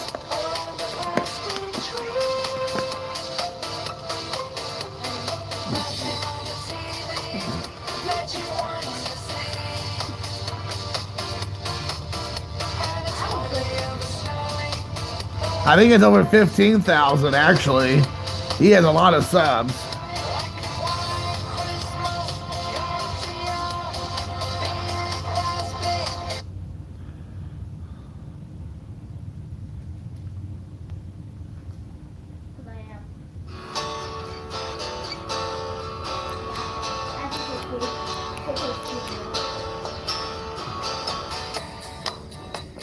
You don't come to my channel without this song getting played at least once. So y'all better buckle up, buckaroos, because it's going down.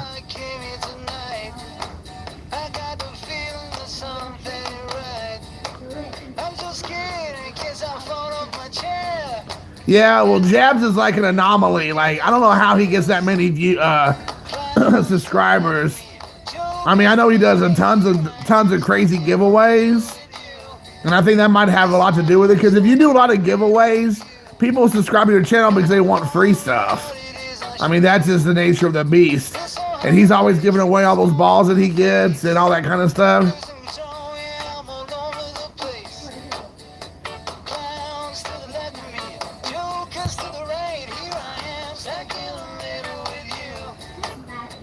Why would people send him cards though? I mean, I don't know. I don't get that. Like, just so they can get their names out there, maybe. Like, hey, look, I sent this guy cards. Then maybe he'll say my name on here and give my channel some love. Some sweet love. Some sweet love.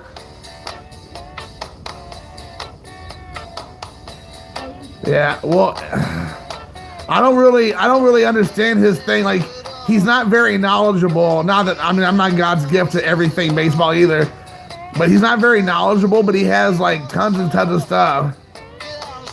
Yeah, I agree. I feel like he's always trying to like make a quick buck.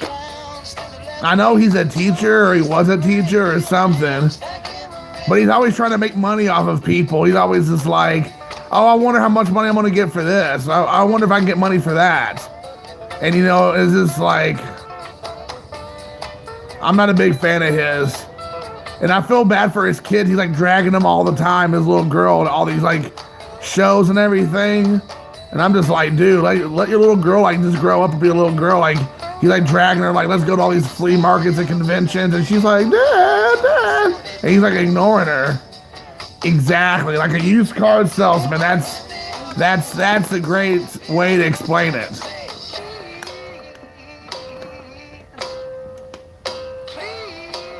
Yeah, I'm gonna open myself up a PO box also, so all you all can send me all your slabs. Yeah, I mean, I don't want any. I saw that video too. I mean, obviously, I mean, I might not be his biggest fan, but I definitely don't want the guy to suffer or to be sick. That's for sure.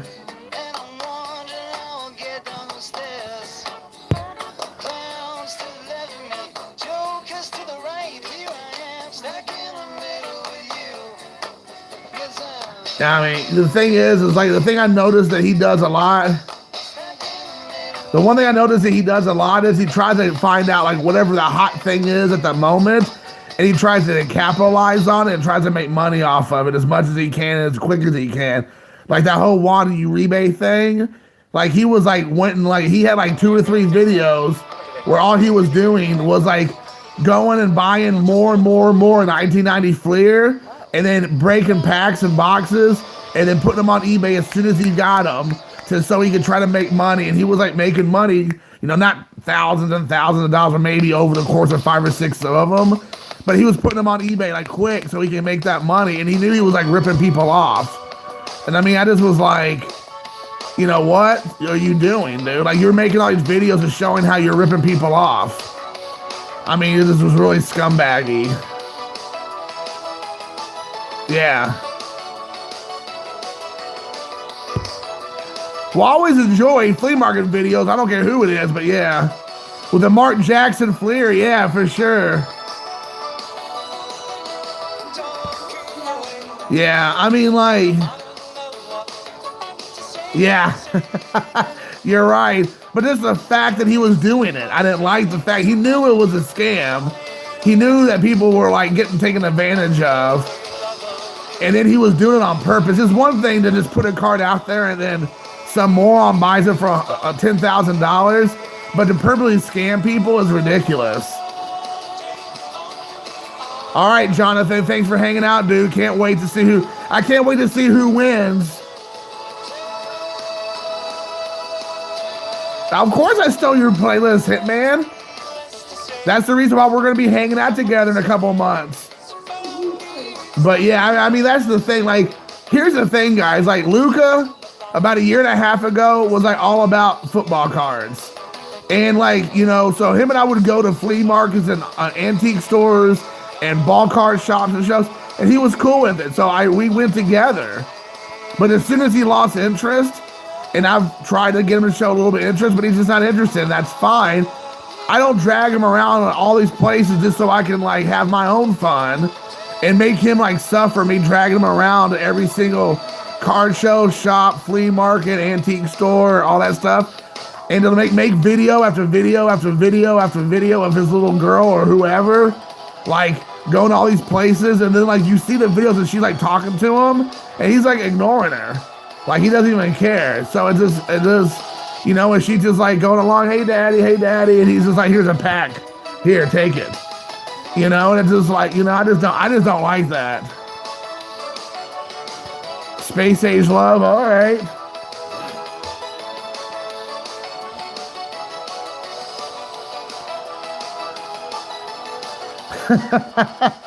How old's your son?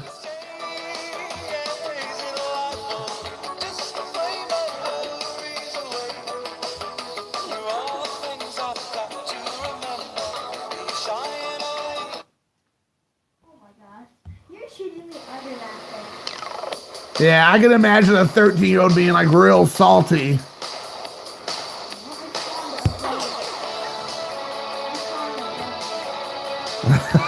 Jim.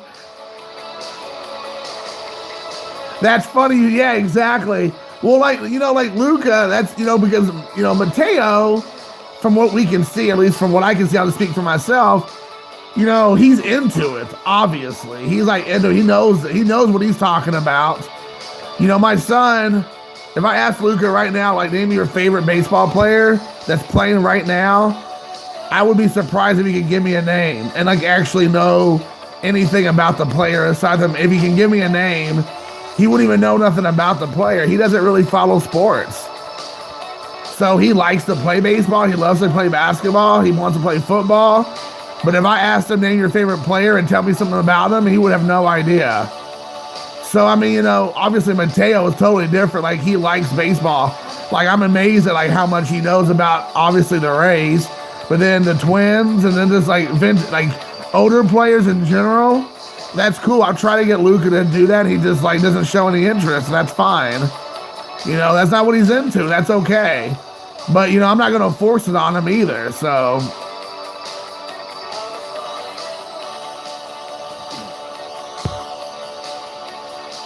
That's awesome.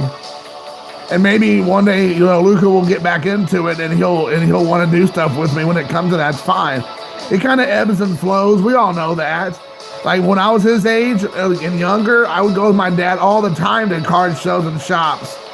But then when I hit middle school, I kind of lost interest. In high school, even lost more. And then me and my dad, when I got out of college, we started hanging out again and I went back to the card shops. You know, we would go to shops and shows all the time, and we would go to like auctions and flea markets, and he still buys stuff for me down in Southern Indiana and Louisville. But I mean, like, you know, it ebbs and flows, and it's fine. It's cool. I'd rather me and him do stuff together that he wants to do, that we can make memories that way, than me force him into things that he doesn't really care about and then later on resents and doesn't have anything positive to say about it. It's like a negative experience. So I'd rather just hang out with him and with what he likes to do. You know, they're only kids once, boys. They're only kids once.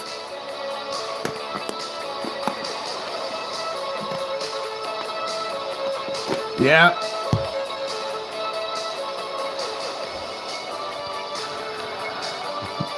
He's 24, yeah.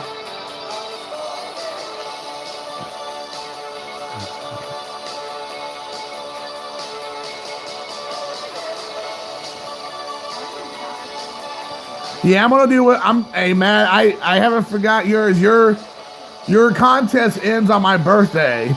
So I'm gonna definitely put something together for you and Mateo, and do one for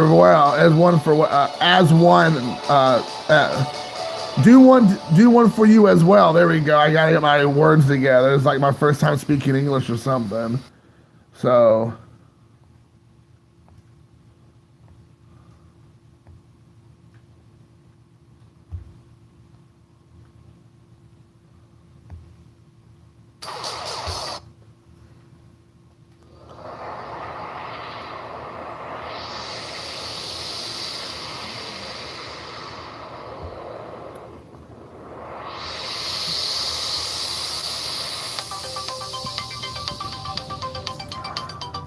Ha ha ha ha!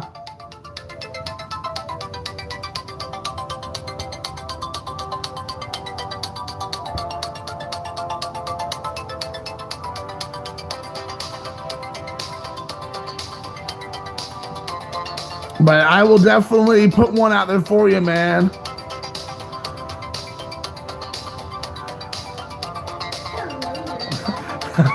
Yeah, that was awesome. Dude, Bob does such a great job with his delivery, man. Like, that was like, you seriously, Bob, I mean, like, I think I'm a pretty funny guy and I like to try to be funny on my videos, but like, you do it without even trying, which just makes it even more priceless. I really enjoy that. I can only imagine people's faces when you saw, when they saw the Chris Yamaguchi. I was like, oh my gosh. Yeah. So the transvestite? That's the only TV I know aside from a television.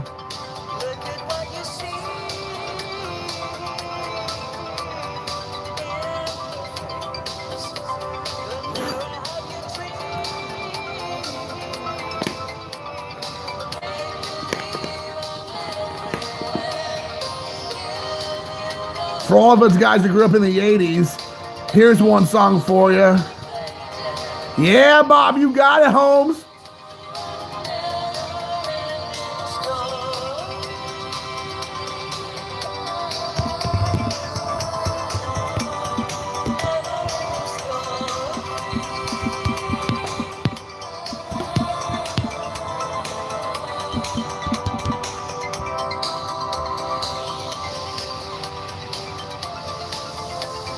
Making the chocolate milk, that's hilarious.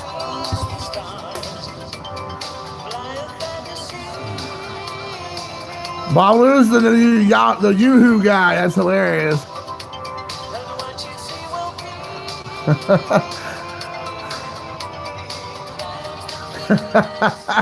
Yeah. I just liked how you grabbed like the little cow and like, and just made the chocolate milk. It was awesome. That was awesome. I loved it. Indeed. You are from Pittsburgh and you are a weirdo, but you know what? That's why we all like you. But you're not as creepy or weird as the lead singer from Liminal, the Neverending Story singer. He's like, Neverending Story. It's like, I wish Falcor would just get him and bite his head off. He did steal it from poor Ruby. Ruby and I, we connected. We're like pals. Ruby was like my new best friend from Pittsburgh.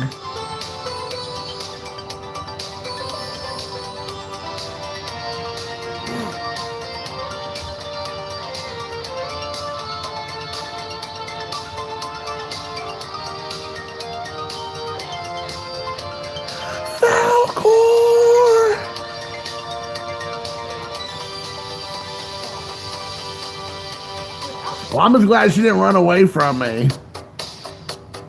Like, ah! Like most people do. This is like some kind of like gangster remix of their Never Ending Story. Who knew?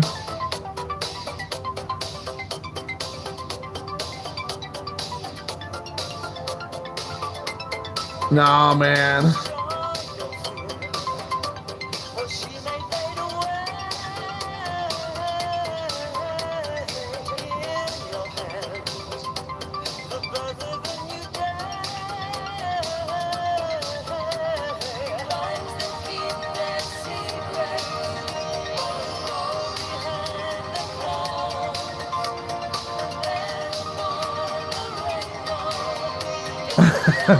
Yeah, you know, it doesn't get any better than that on a Friday night.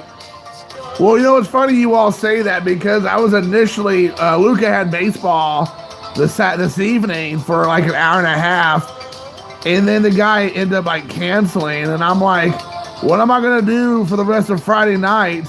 I'm hanging out with my son. And I'm just like, I'm going to go home and play my baseball cards. And my son's going to get on Fortnite. And I was like, totally fine with that resolve. So I was like, okay, that's what I'm talking about. I felt speech class.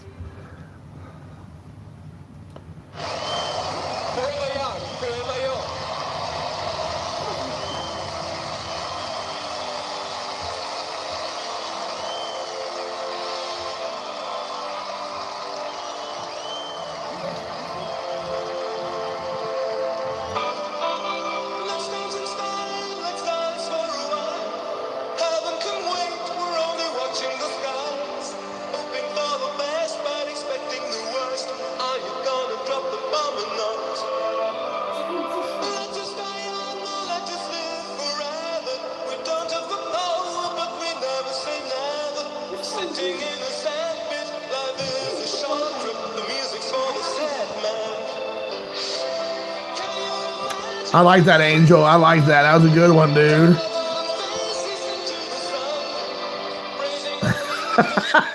I gotta watch that video, Bink. Gary, that's awesome, dude. I want to see this. Then it came to Bainfield, Eric. That was, oh my gosh, I cannot wait to watch that. I'm gonna do that, dude. Holy smokes. Yeah, when we get done with this video here, with this live stream, I'm gonna watch the Eric and Gary back and forth. That is amazing.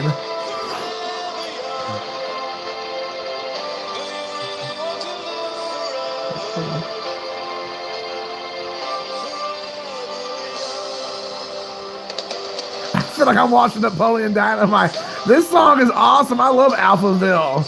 Forever Young, holy smokes. If this isn't like the gayest song from the 80s, I don't know.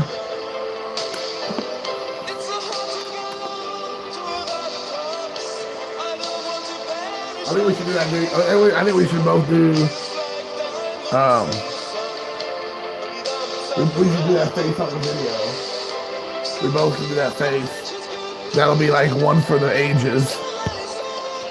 Vote for Pedro.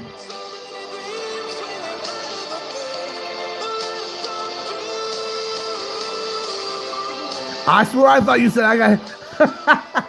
I thought you said I had to hit that. You're talking about Eric. I was like, what? I thought you said, Eric, I got to hit that. I'm like, what in the world?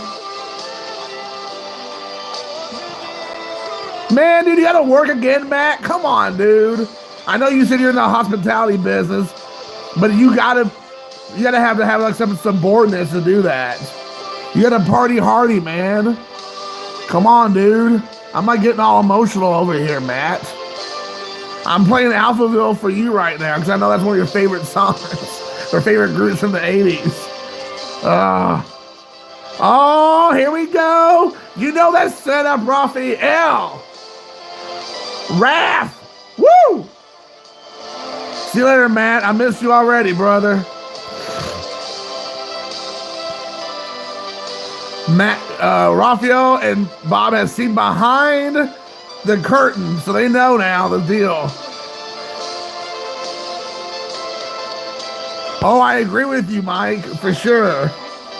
Peace, love, and hair grease, brother. See you soon. Coming to a theater near you. Man, when Matt left, everybody's leaving. If we had like 10 or 11 people, Matt leaves, like 3 people, they dip out. They're like, Jason sucks.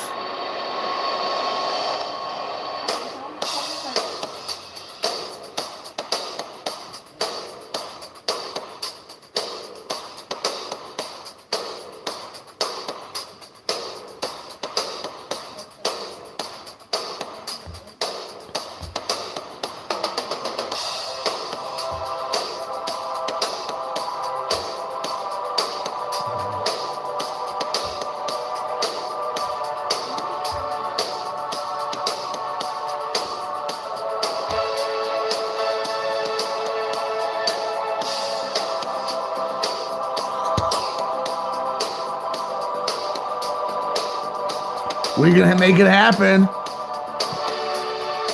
Billy Thorpe, Children of the Sun. I think we did that before, but yes, most definitely. No, we're gonna play this weekend. We're gonna play this weekend, Raphael, for sure.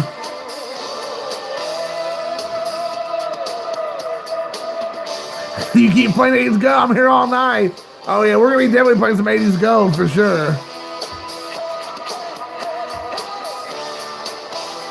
Ooh, yeah.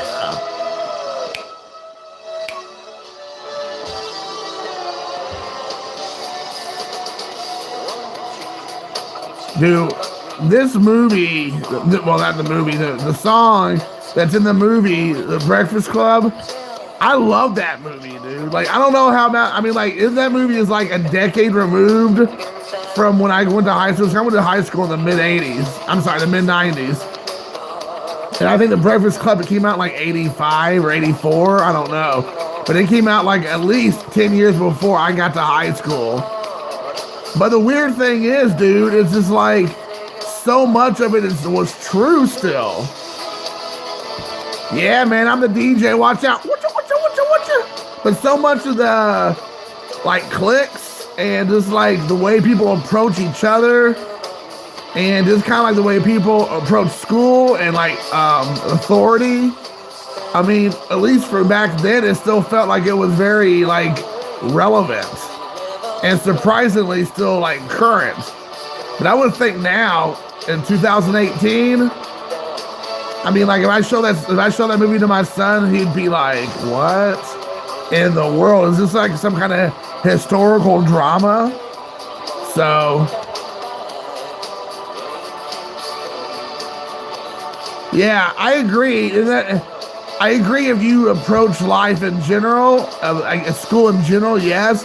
But I mean, I feel like there's a different world in some respects now where technology has like corrupted the poor kids' brains. That is, everything's like right in front of their face on this phone. It's like literally one of the best images. I think most of us are Facebook friends or a lot of it. And maybe some of you all have seen this. But you know the face hugger from the Alien movies? The thing that has like the 6 tentacle arms with the inside that looks disturbing, let's just say. It looks very female-like.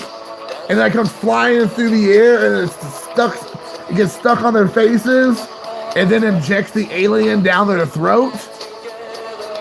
I seen an image that they showed where it was a cell phone with the legs sticking out of it, and it's a cell phone stuck to the kid's head, and it is like sucking their brain out. And it's like 100% the truth. And we're all guilty of it. I mean, we all have our phones. I mean, you know, I'm talking to you right now on my phone. So, I mean, it's not like I'm over here trying to be like how much more enlightened I am. But I mean, I'm not on my phone like this all day long with the thing in my face. And I think so many people now, especially kids, like that's the only interaction they have. If you put 6 kids in a room like in the movie, they're all would be on their phones. Like they wouldn't even communicate with each other.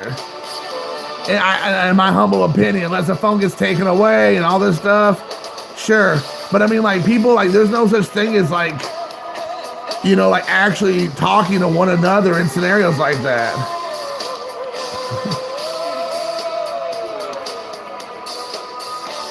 I could say, I'm assuming Raphael's telling me it's okay me to tell. He works for the airports. He works for the airport, I guess, but like more about customs than the airport itself, I guess. I guess that's the best way to say it, because I don't want to give out too much. But he does a lot of with customs, what's coming in and out of the country. You free people from garages, nice. Well, you didn't free Eric. Eric's still there. If you would have stayed one more day, Raphael, you would have been his roommate.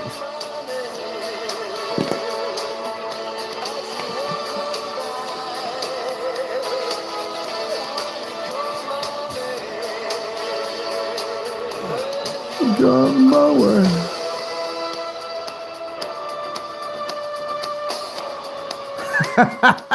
Yeah, you're right, Angel. That's hilarious, dude. That's a good call.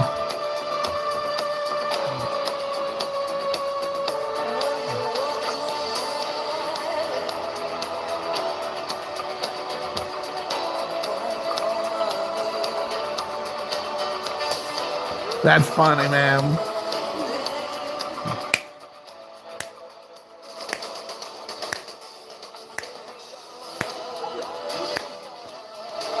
Who do these pasty crackers can do this song? So,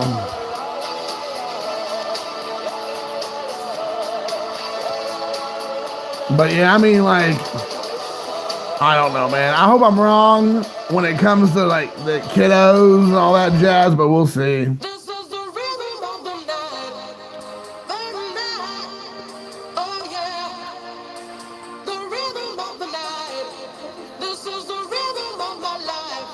Talking about one-hit wonder.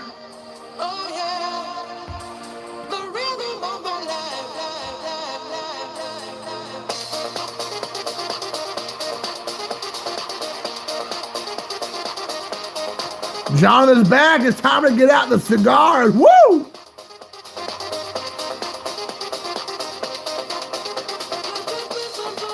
Oh, of course, yes. Steve Martin the Jerk. Awesome movie. I love Steve Martin in the 80s. Neither Roxbury. Yeah. Oh, they're like.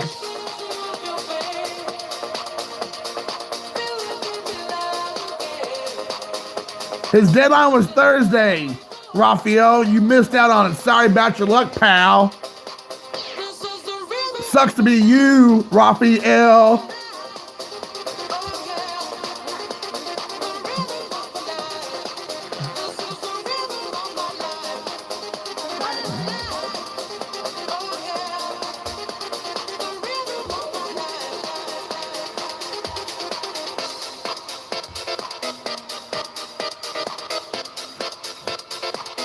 I need to get out my glow sticks.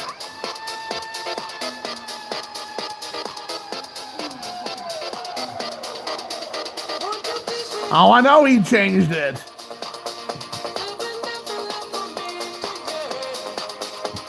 Why would anybody say go Canes? Who wants hurricanes to show up in Florida? You all have had enough weather problems. I know my... Hey guys, I got that rhythm.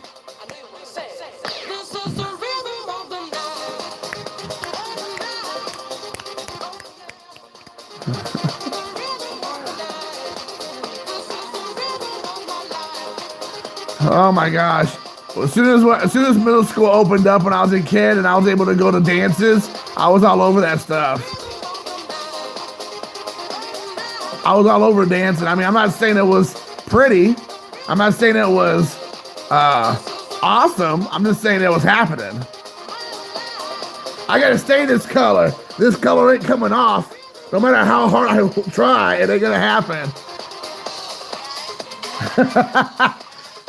You mean I gotta stay this color? This sucks, man.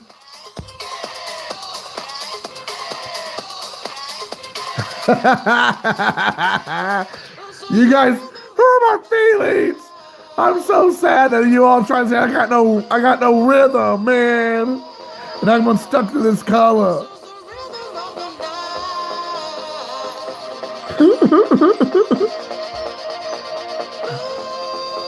I'm gonna take Jonathan to some Cuban clubs in Miami, and we're gonna let things pop off.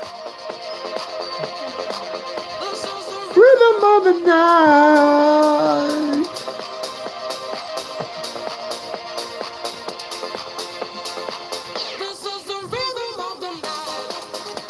Yeah, you can't keep up with that. That was just too hard for you all. Girl. This will be Night of the Roxbury up in Miami. You have that to do.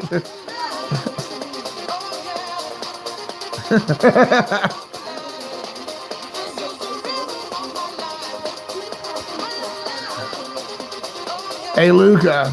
Raphael want to know how your heel doing. Luca said it still hurts. He won't listen to me and take it easy. He's gonna wait till his foot falls off. My heel. This generation rules the nation with version. Music arms are full of love. Bob goes, Luca, never give up. Never give up. Never surrender. Bob goes, never give up. For you suck.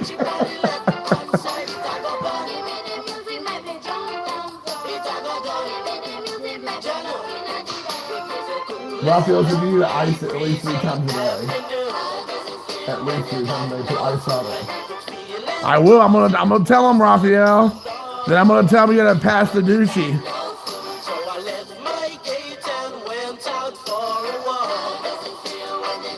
Oh, Dustin B is here. Part of the Double D duo. We're past the Dutchie. We're past the Dutchie, Dustin. I'm just saying, if you're gonna come in this room, you gotta pass the Dutchie. That's all I'm saying. Ooh, rest, ice, compression, elevation, rice. That sounds like it's coming from a coach. Who knows? I like it.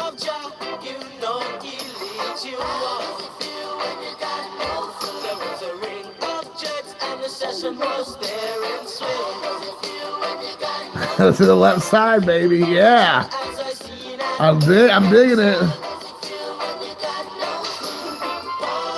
Bees here.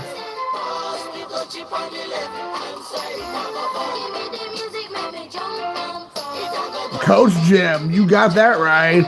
It ain't just hidden Jim, it's Coach Jim.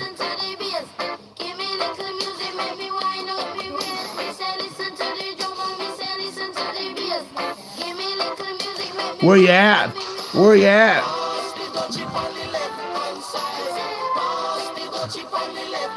Until it falls off.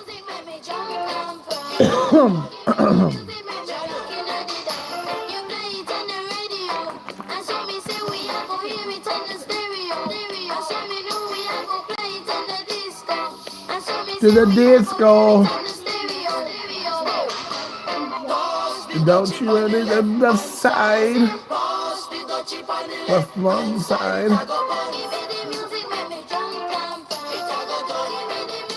It's called Musical Youth Past the Duchy. Where have you been? It was like an 80s staple. But I know that you were born in like the 1840s or something, so you probably missed it by just a few decades. Diego.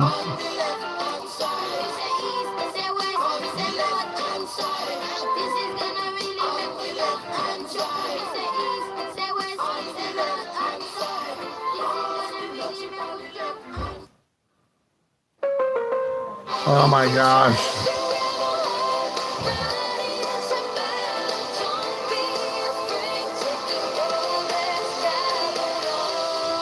Whoa now, Cuban Collector. That's a family-friendly channel.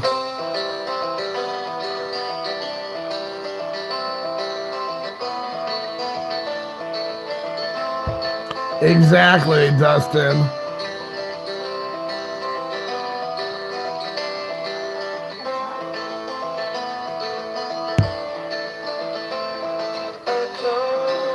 Take care, Raphael. We'll talk later.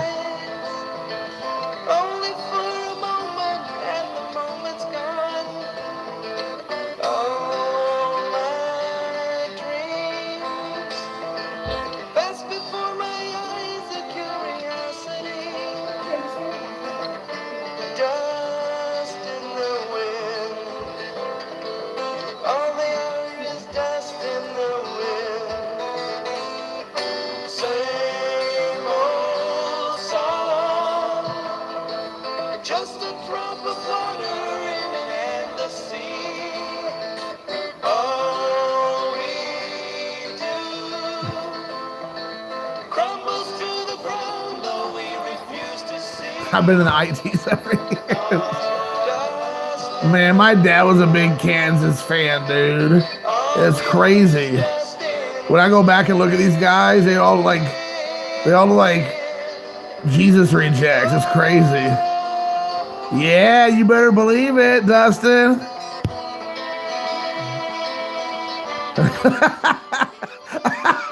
Yes, Dustin, that's true.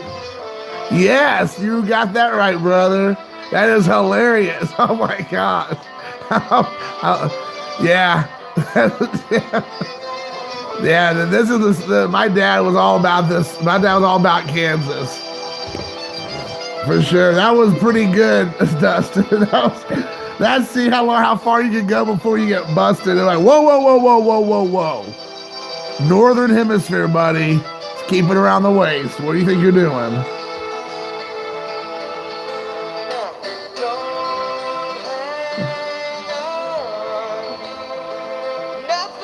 That was pretty good. I like that. That's the one thing about doing these live videos. Like, I just get such an enjoyment out of some of this stuff. Oh, Eric, from those black pages, what is up? You always gotta leave room for Jesus, especially if you're in Kansas, since you look like this 4 Jesus-looking fellows already there. Either the girl or the chaperone looking to stop you. I mean, they're always blocking you, dude. Always blocking you. Yo, yo, yo, those black pages up in the house. Always gotta leave room. Right now, you gotta leave room for Jesus.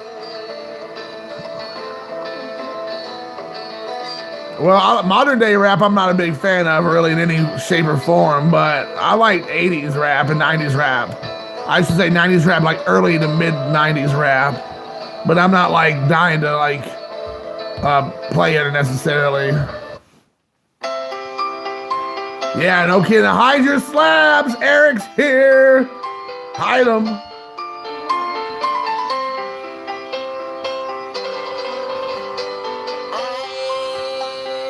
Sailing away. Set an open course for the play. Oh, I ain't play no Elton John. It's not happening, man. Quit with the Elton John references. Free to face a life that's ahead of me. That's awesome. I want to do it. I don't care. I love Kansas. Kansas, they're like They're like the heterosexual version of Elton. Purple Rain. Okay, we'll play some. I can play some Prince. There we go.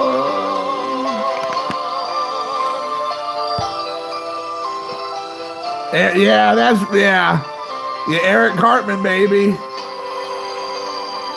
You wish. Oh yeah, I was gonna play some Paula Abdul. It's funny you said that because I had Paula Abdul pulled up, but I'll do Prince first. What Prince song do we want to listen to?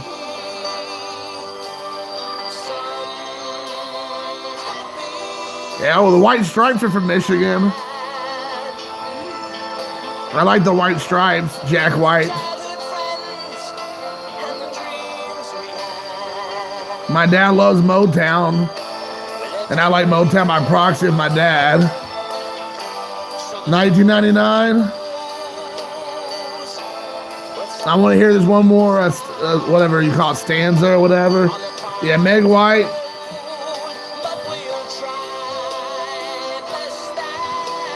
Yeah, she's all right looking. No, I don't like beer. I don't like Red Stripe. I've never liked it.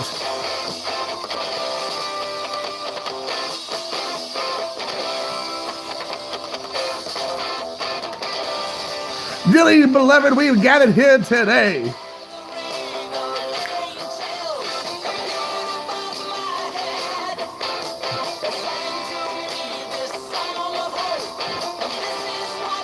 How do you do it, Lucia?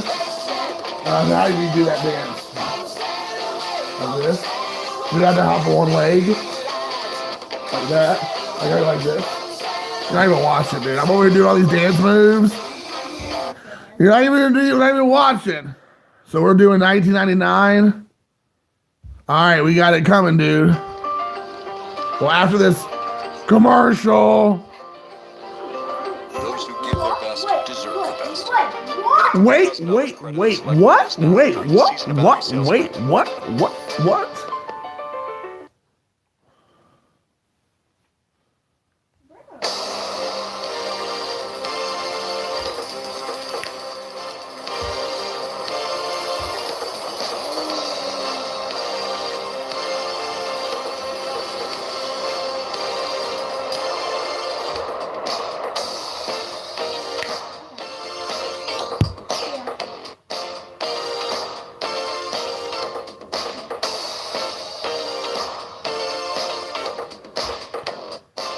Man, this song got tons of play in 1999. I love me some Phil Collins, dude. I love Genesis.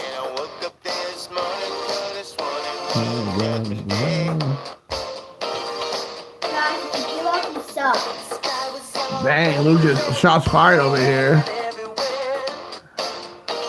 I love that song. You like this song? That's cool. I'm glad you like it. You have good taste, son. Dustin, that's hilarious. Oh, yeah, we'll do some men at work. I'm not sure how many beers I am already in, except it's not quite enough. Not quite enough for some Prince. You need more beers before you can listen to Prince. Is that what you're saying?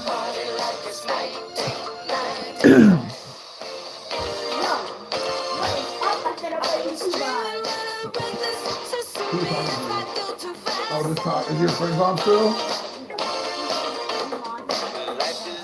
Yvonne?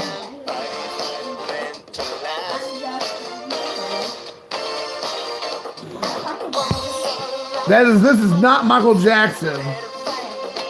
Oh my goodness. My son is called this singer Michael Jackson. What is his name?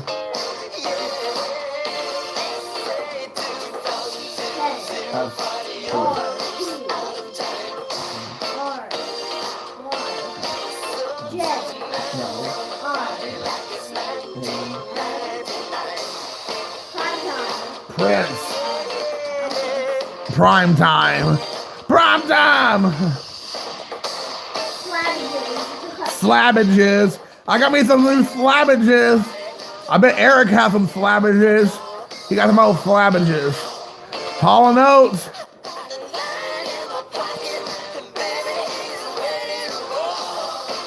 Oh, I know. 20 years away from 1999, and Prince is dead now. So it's not. It was even more of a double whammy.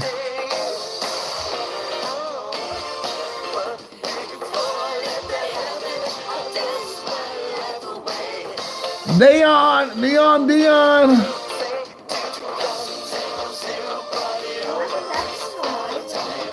Michael Jackson is now passed away also.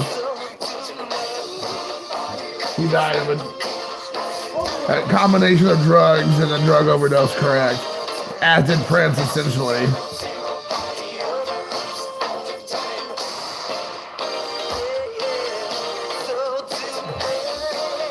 Like it's 1989. What about 1889? Or 1899? What about 1799? The real question is, how many of us are going to make it to 2099?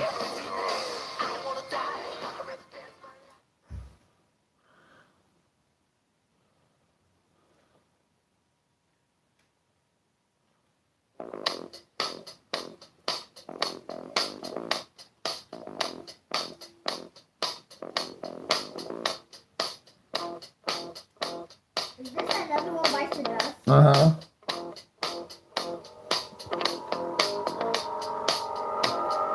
You like it? You don't look like you like it. You're like, look at that mustache, dude. Freddie Mercury could rock a stash, dude. That lip sweater was legit. I mean, his lip sweater was from another planet.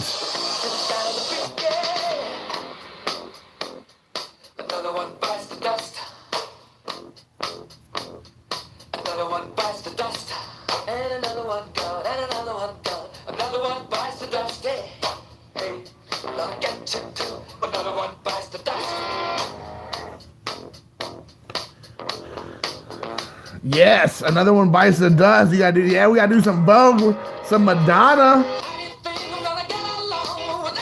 Who was like my favorite singer of the 80s. Madonna was like the bee's knees for me.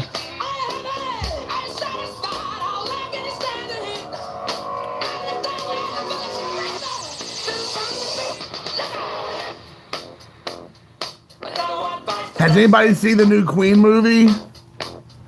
Or the documentary? I don't know if this is, I thought it was a documentary and a movie both. Mercury is poison. Speaking of poison, yeah, I remember some 80s Poison.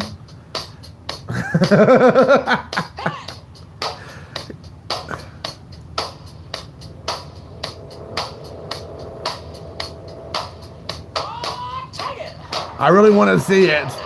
I mean, my main thing is I just want to see that lip sweater. Full on. Like when you see Freddie Mercury like doing these like videos, like and there's just something like next level about him. Like you just know he's just a different kind of person.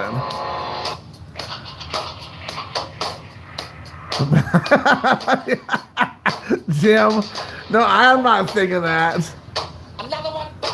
Hey, another one bites the dust. Another one bites the dust. Man, dude, like I remember like, no, I don't want to know anything about Freddie and Elton. Don't ruin Freddie Mercury for me. I don't want to hear about it. I don't want any allusions to it. I don't want to know.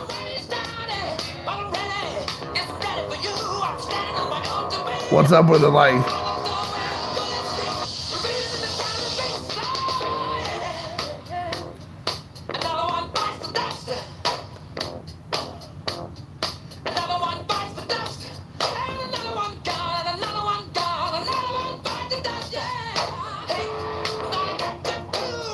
Oh, that makes sense about the songs being in the Mighty Ducks, yeah.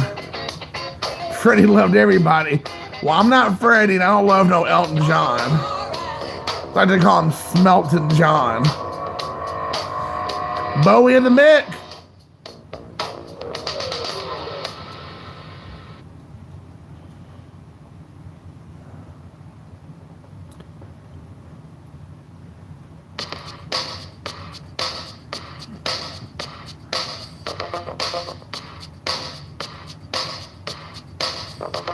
Come on, Diego. Get with the program.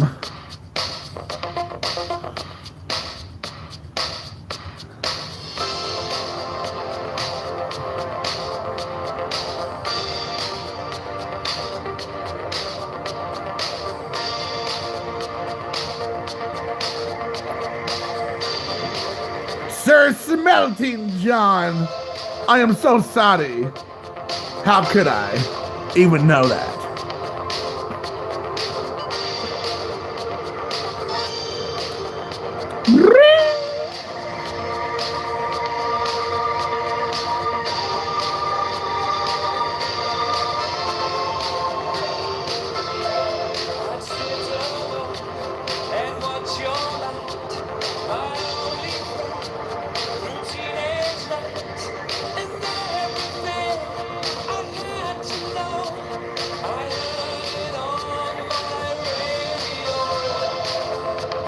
Does anybody know this song? This is probably my favorite song from Queen.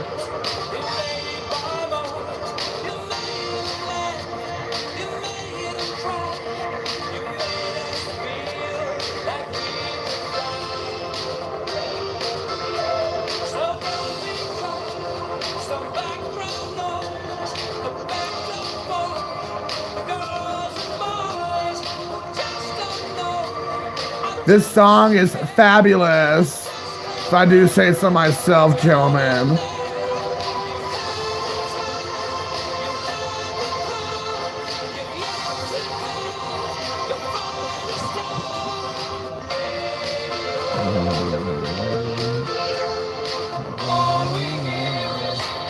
Radio blah blah.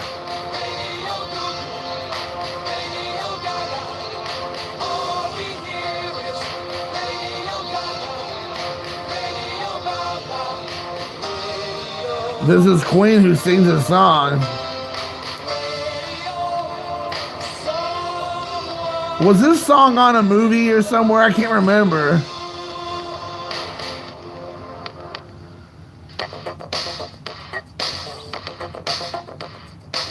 Nobody wants to do that, Jim. That'd be tough. You see, you got captured?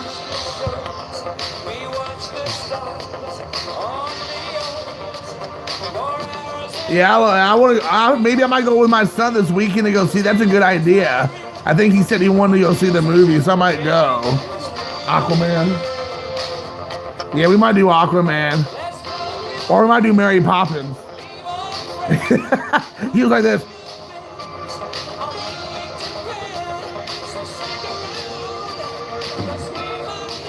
Mary Poppins. Hello. Hello, Papa.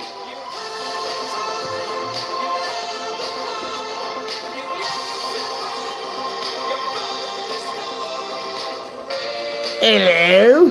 Top. Merry Christmas.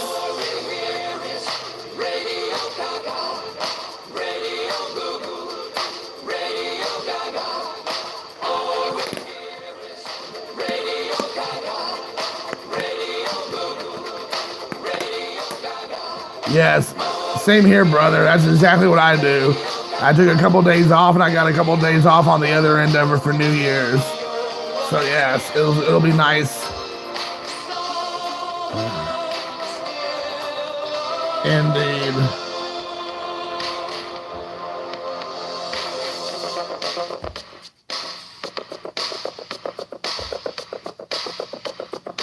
All right, man. Take care, Angel.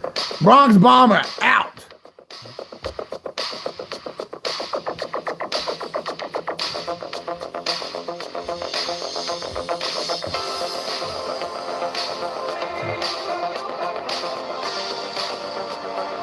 I kind of wonder what the people thought about Freddie Mercury in the 70s when he was super popular.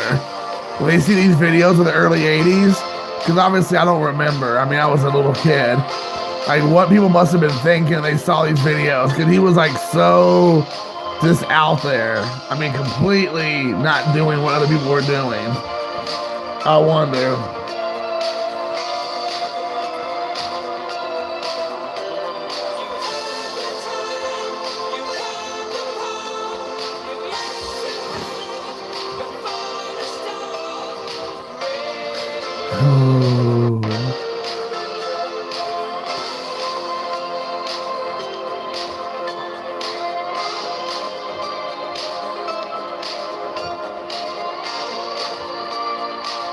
Almost had a Pentecostal moment.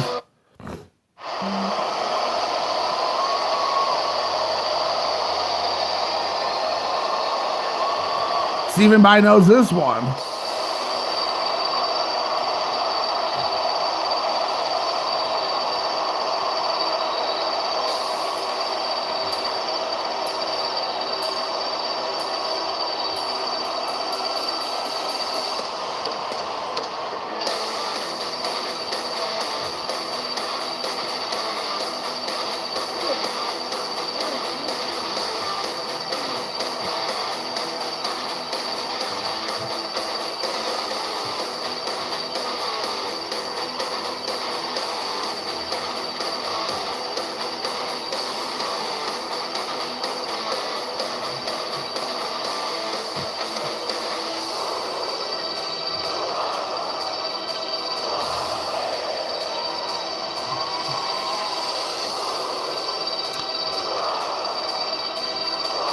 It's not ministry.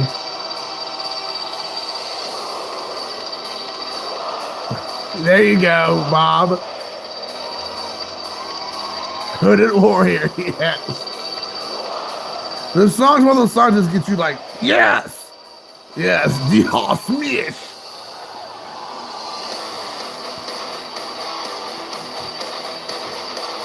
They might not have another song I even know, but I would.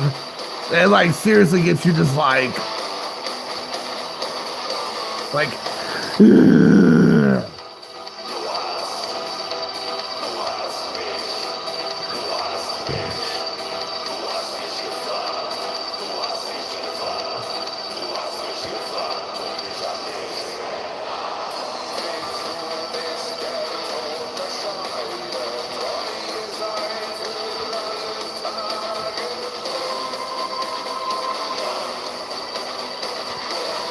the video is like captivating. Like if you watch this video, it's Rammstein Paris Du Hast. If you watch this video, it's like you're just like can't stop watching it. It's like the theatrics of this video is amazing. I guess it's a live. They did it live. I would love to go to their show. If this is their show, I would love to have seen it. I mean, some of it's like there was weird. Oh yeah, Prodigy. You know Prodigy's coming up next. What's that one? What's the band from South Africa? That's super weird. There's like they're kind of like rapping. It's like the white girl, the white guy, but they do all kinds of smack my Jason up. Oh, yeah, Dine Antwoord, yes. Oh my gosh. Whoo! Those Black Pages is taking to the next level. Oh, those Black Pages. Oh. You guy. We're going, dude. I got your address now, Eric. You ain't going anywhere. You really will end up in my basement or my garage real quick. But this video is amazing, dude. Seriously, this video was like, fight me. What about Fortnite me? Yes! Is this video awesome, Lucia?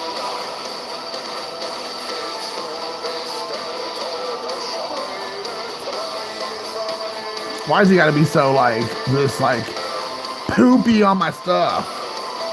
It's okay.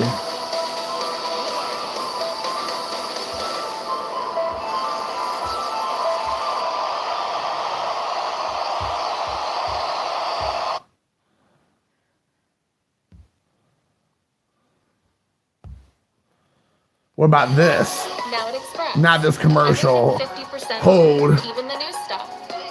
Shop in-store and online now. Bang! Yeah, that's right. Oh, we gotta do some tattoo, yeah? Mother Russia. Привет, как дела?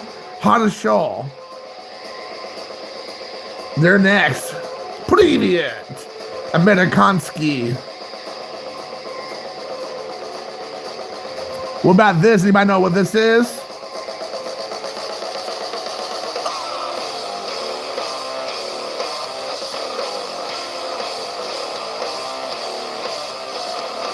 I support the death penalty. I support the death penalty. We will be prosperous if we embrace free trade. Prosperity from free and fair trade.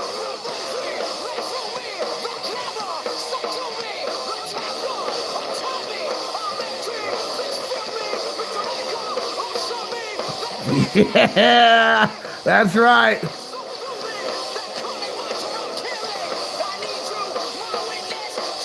Save the world, that's right. Raven filling on the guitar, yeah, okay.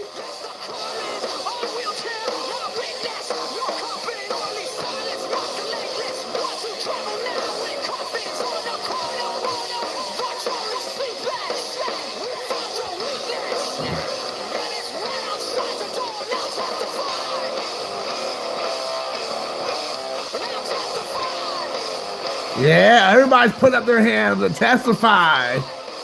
Everybody. Sonny Bono, everybody's doing it.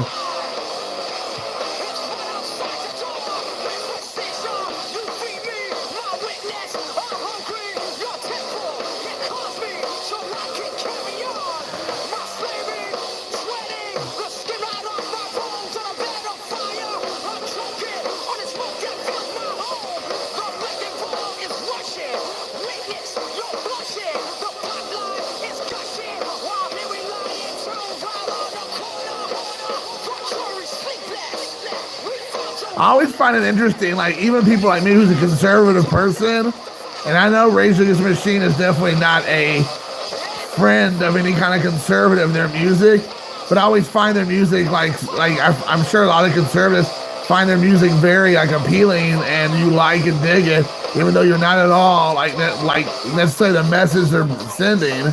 The music is so like catchy or just so like awesome. I don't know really what the right terminology I want to use, but I find that a lot with movies and music. I would disagree with like the creators, the artists, but I dig their products.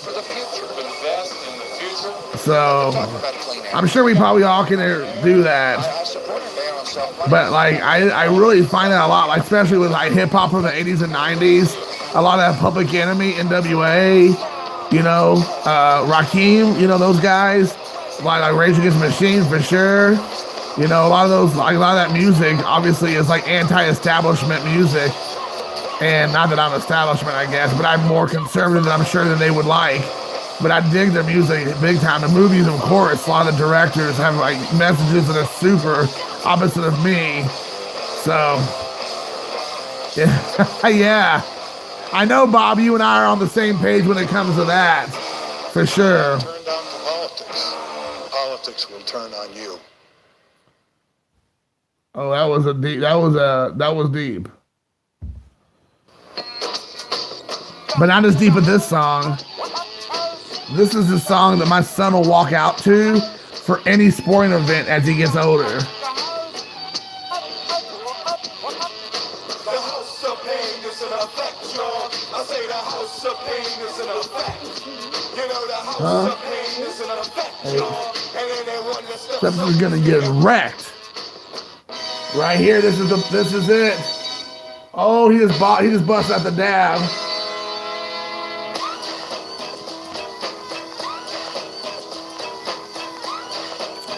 You better believe in like 1993, this song was popping off in my house.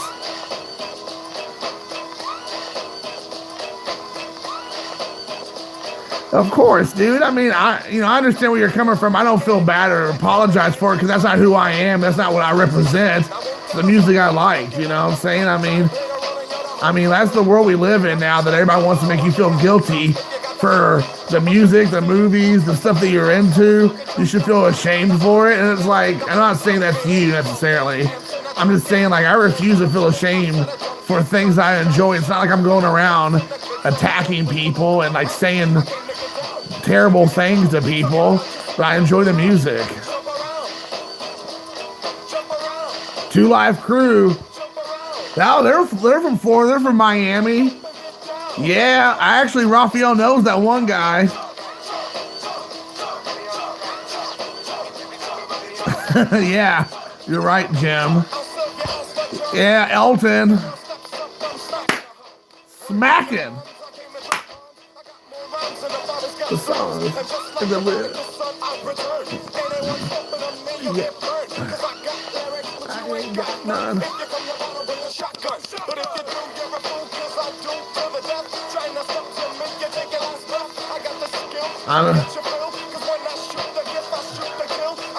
Yeah, baby, Uncle Luke. You got that right.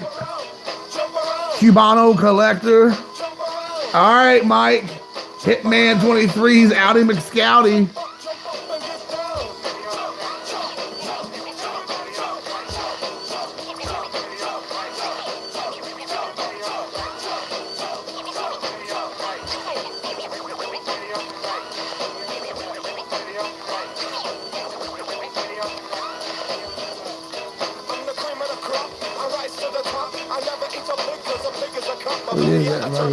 Like Arnold Schwarzenegger.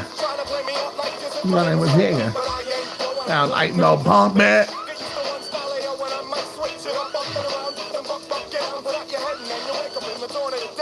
Coming to get you. I'm coming to get you. Yeah, homie, I'm with you. Yeah, he came to get down. I don't know about you, but he came to get down.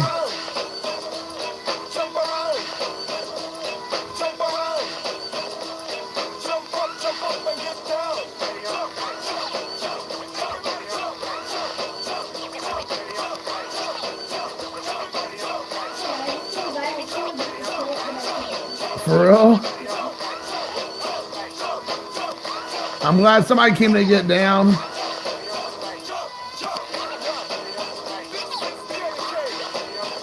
To jump. That's why I'm here. That's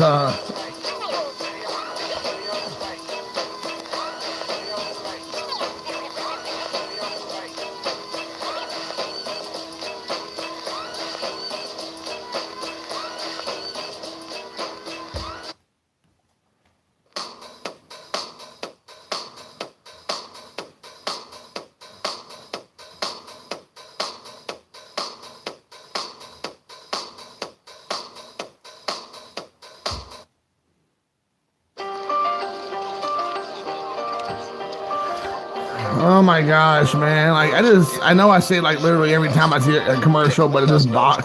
I'm like, what happened? Why can't we just watch YouTube videos without like 50 million commercials? Like, it's like regular TV.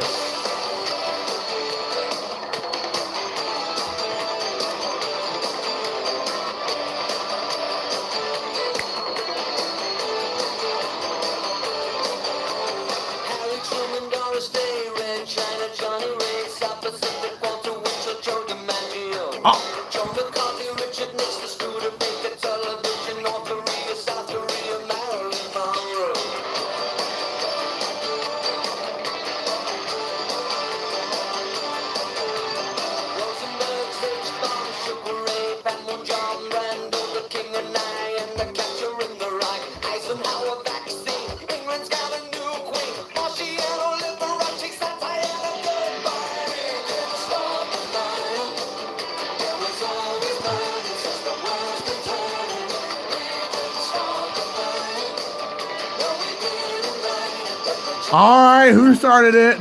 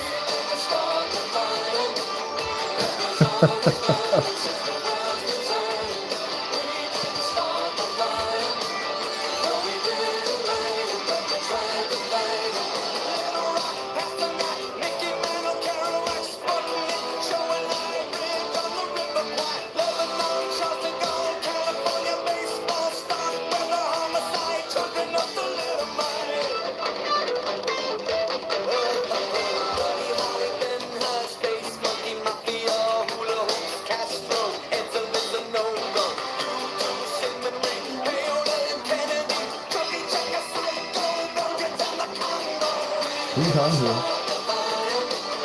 Okay. Starting to freak me out, man. He didn't start the fire.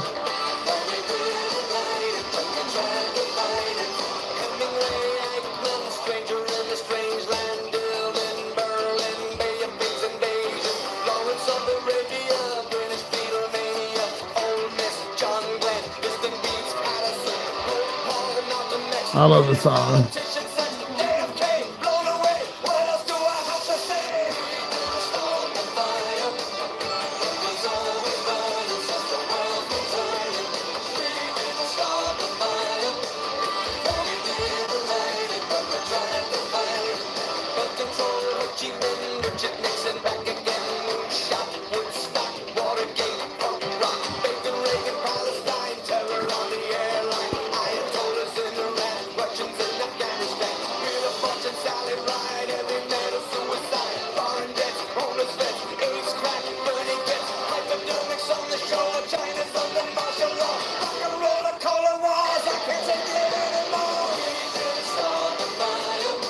By far, probably one of his best songs. I love this song so much. It's historical. It's rock and roll. It's like deep. It's thought-provoking. It's liberal. It's conservative. It's in your face. It's fire. It's hot. It's cold. Yes. Yes. Yes and yes. Double yes. I currently, oh, yeah. Agua, por favor.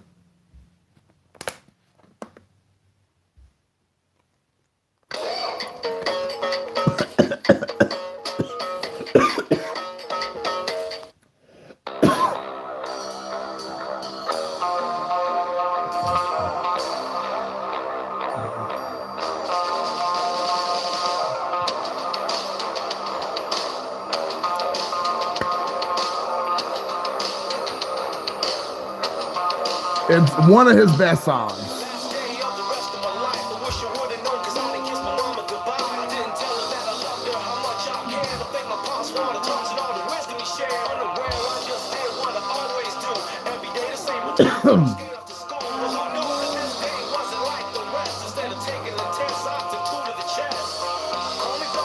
Christy Rectum. POD. Payable on death. You better believe it.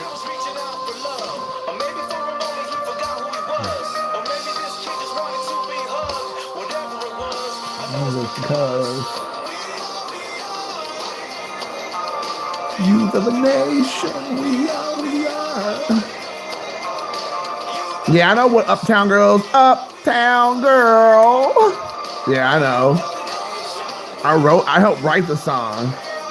Bob is the youth of a nation. He sure is. He is the youth.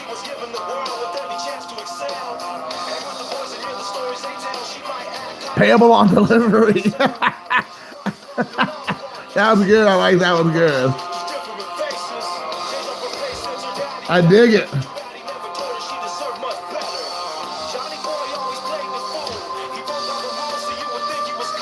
So you would think he was cool.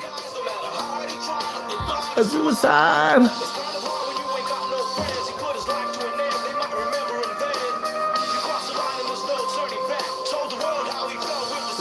Yeah.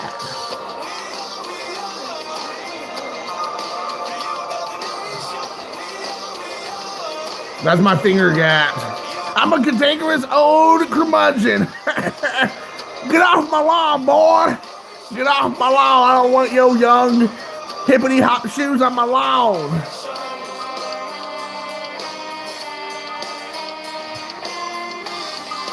Oh, that's cool, Jim. And they do. POD does the song "Bullet the Blue Sky."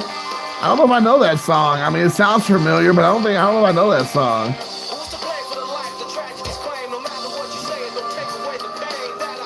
I've seen them in concert one time live, an outdoor concert, which I absolutely loathe outdoor concerts.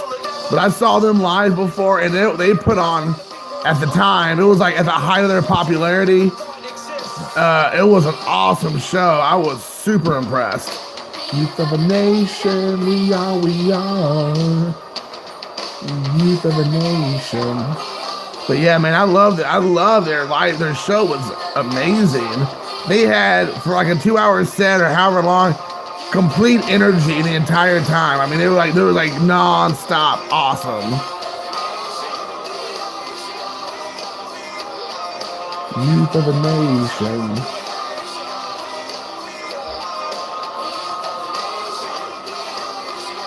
I wonder if they're still around. I wonder if they're still doing shows. I would love to see them play now, even though they're probably in their mid-40s, I would say. Maybe mid to late 40s. I don't know. I mean, they could be my age. I might be wrong. They could be like in their late 30s, early 40s. I would love to see what they look like, or not look like, but I'd like to see them play again. Here's another song that I like from them.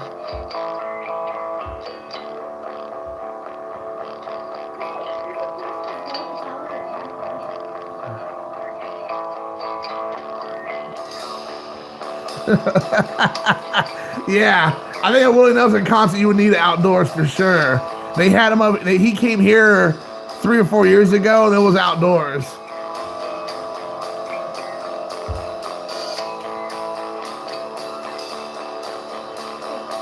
Elvis.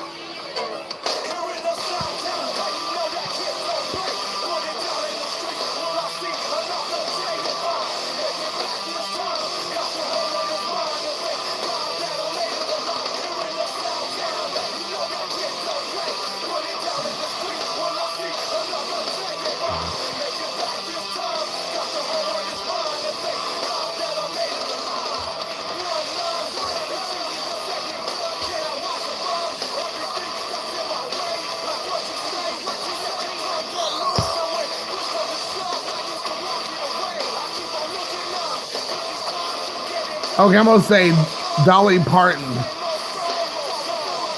Dolly Parton.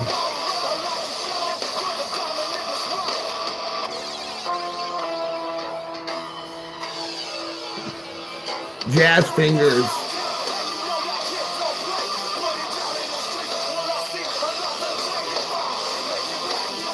Jazz Fingers, Jazz Hands.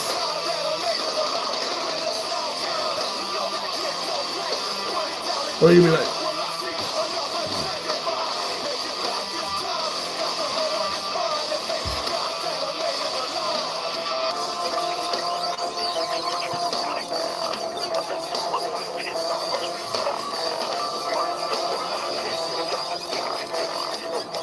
Man, we don't stop the party, Holmes.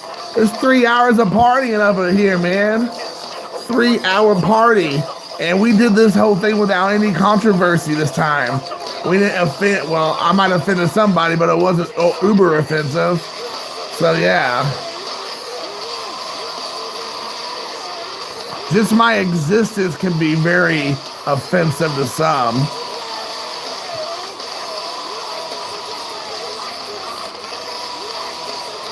You of M.I.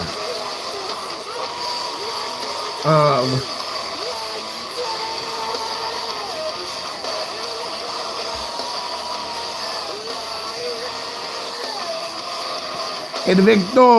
Victor Negron. If Victor Negron is here, then it's time to get for real. For real. Real.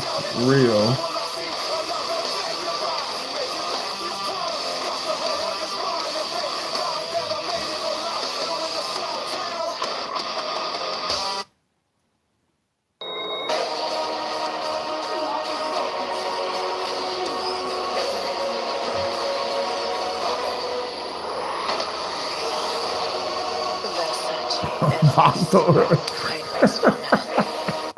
And during the few moments that we have left, we want to talk right down to earth in a language that everybody here can easily understand.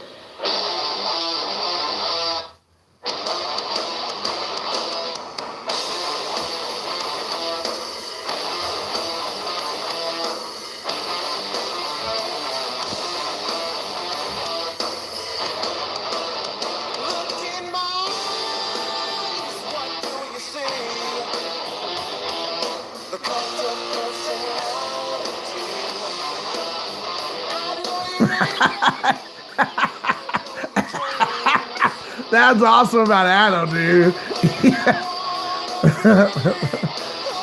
Finally, Elton John.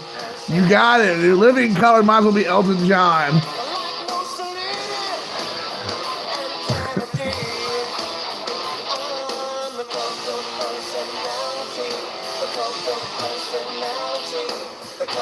Personality.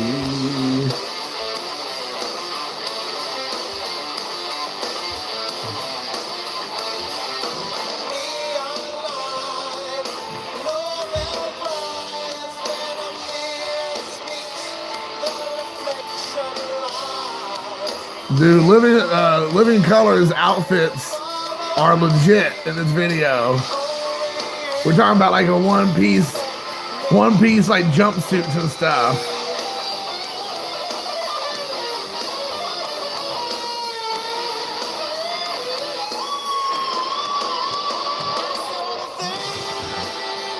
Milli Vanilli, dude, come on. Who's not a big Milli Vanilli fan? They had classics, dude. Other people were singing their songs, but they were classics.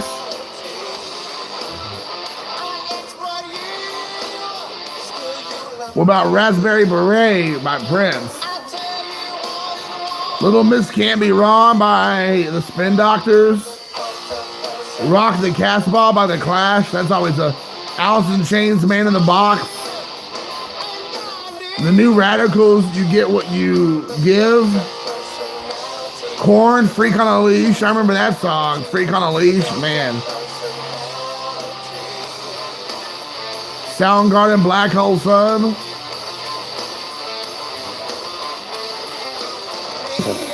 To yourself.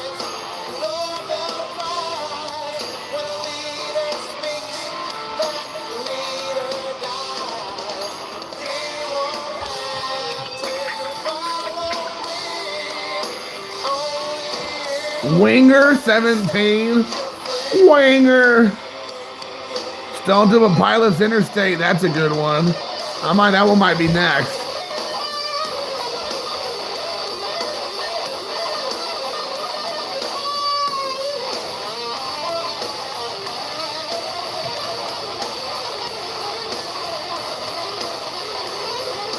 Warrant. Cherry Pie. Old Cherry Pie. Or... Hey, what is going on, Jameson, dude? I haven't seen you in a hot minute, dude. Where have you been, dude? What in the world, brother? We're about ready to send out a search party for you last month.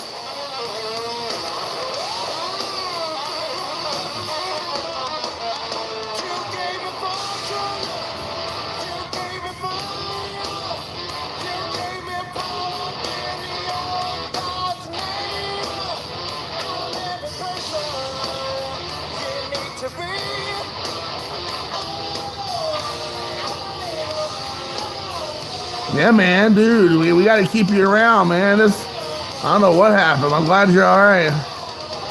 Awesome.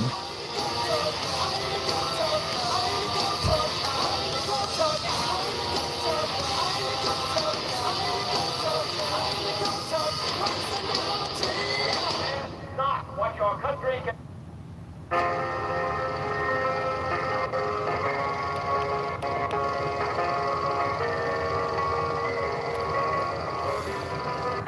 This song sums up so much of my high school years.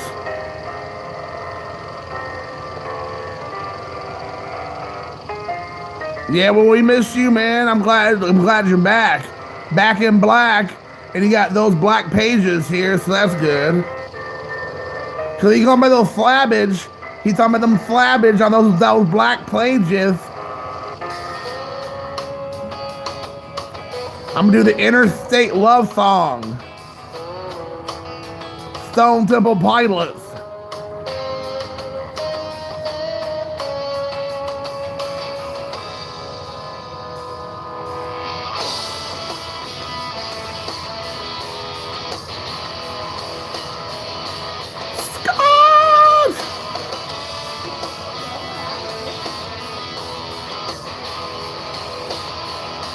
Oh, it's Mr. Those Black Pages. My bad.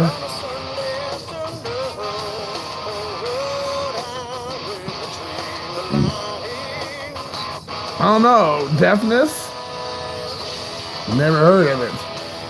I know the Deftones. Oh, yes. Yeah, the Deftones. Yeah. They're called the Mighty Mighty Deftones, right?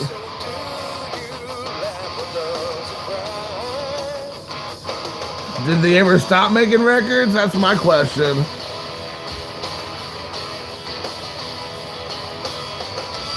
Remember Collective Soul Shine? Oh man, I love that song. Everybody's favorite, no doubt, Spiderwebs.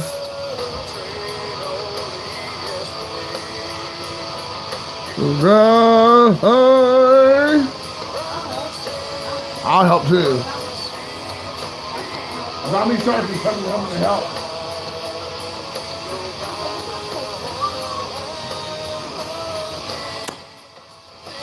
It's me. I feel like I could do a little ukulele. Knife Party. Are you talking about Shonen Knife? Cause I could be playing Shonen Knife songs all day long, but I will take the 8 people here down to 0 real quick.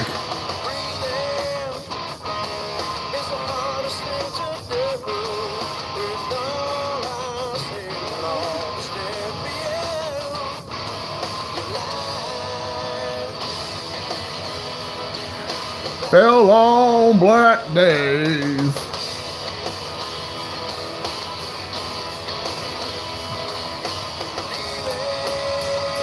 All right, guys, it's 3 hours. I gotta call it a night, dude.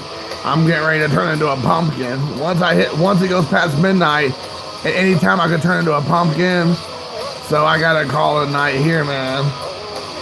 But I appreciate you all hanging with me and partying.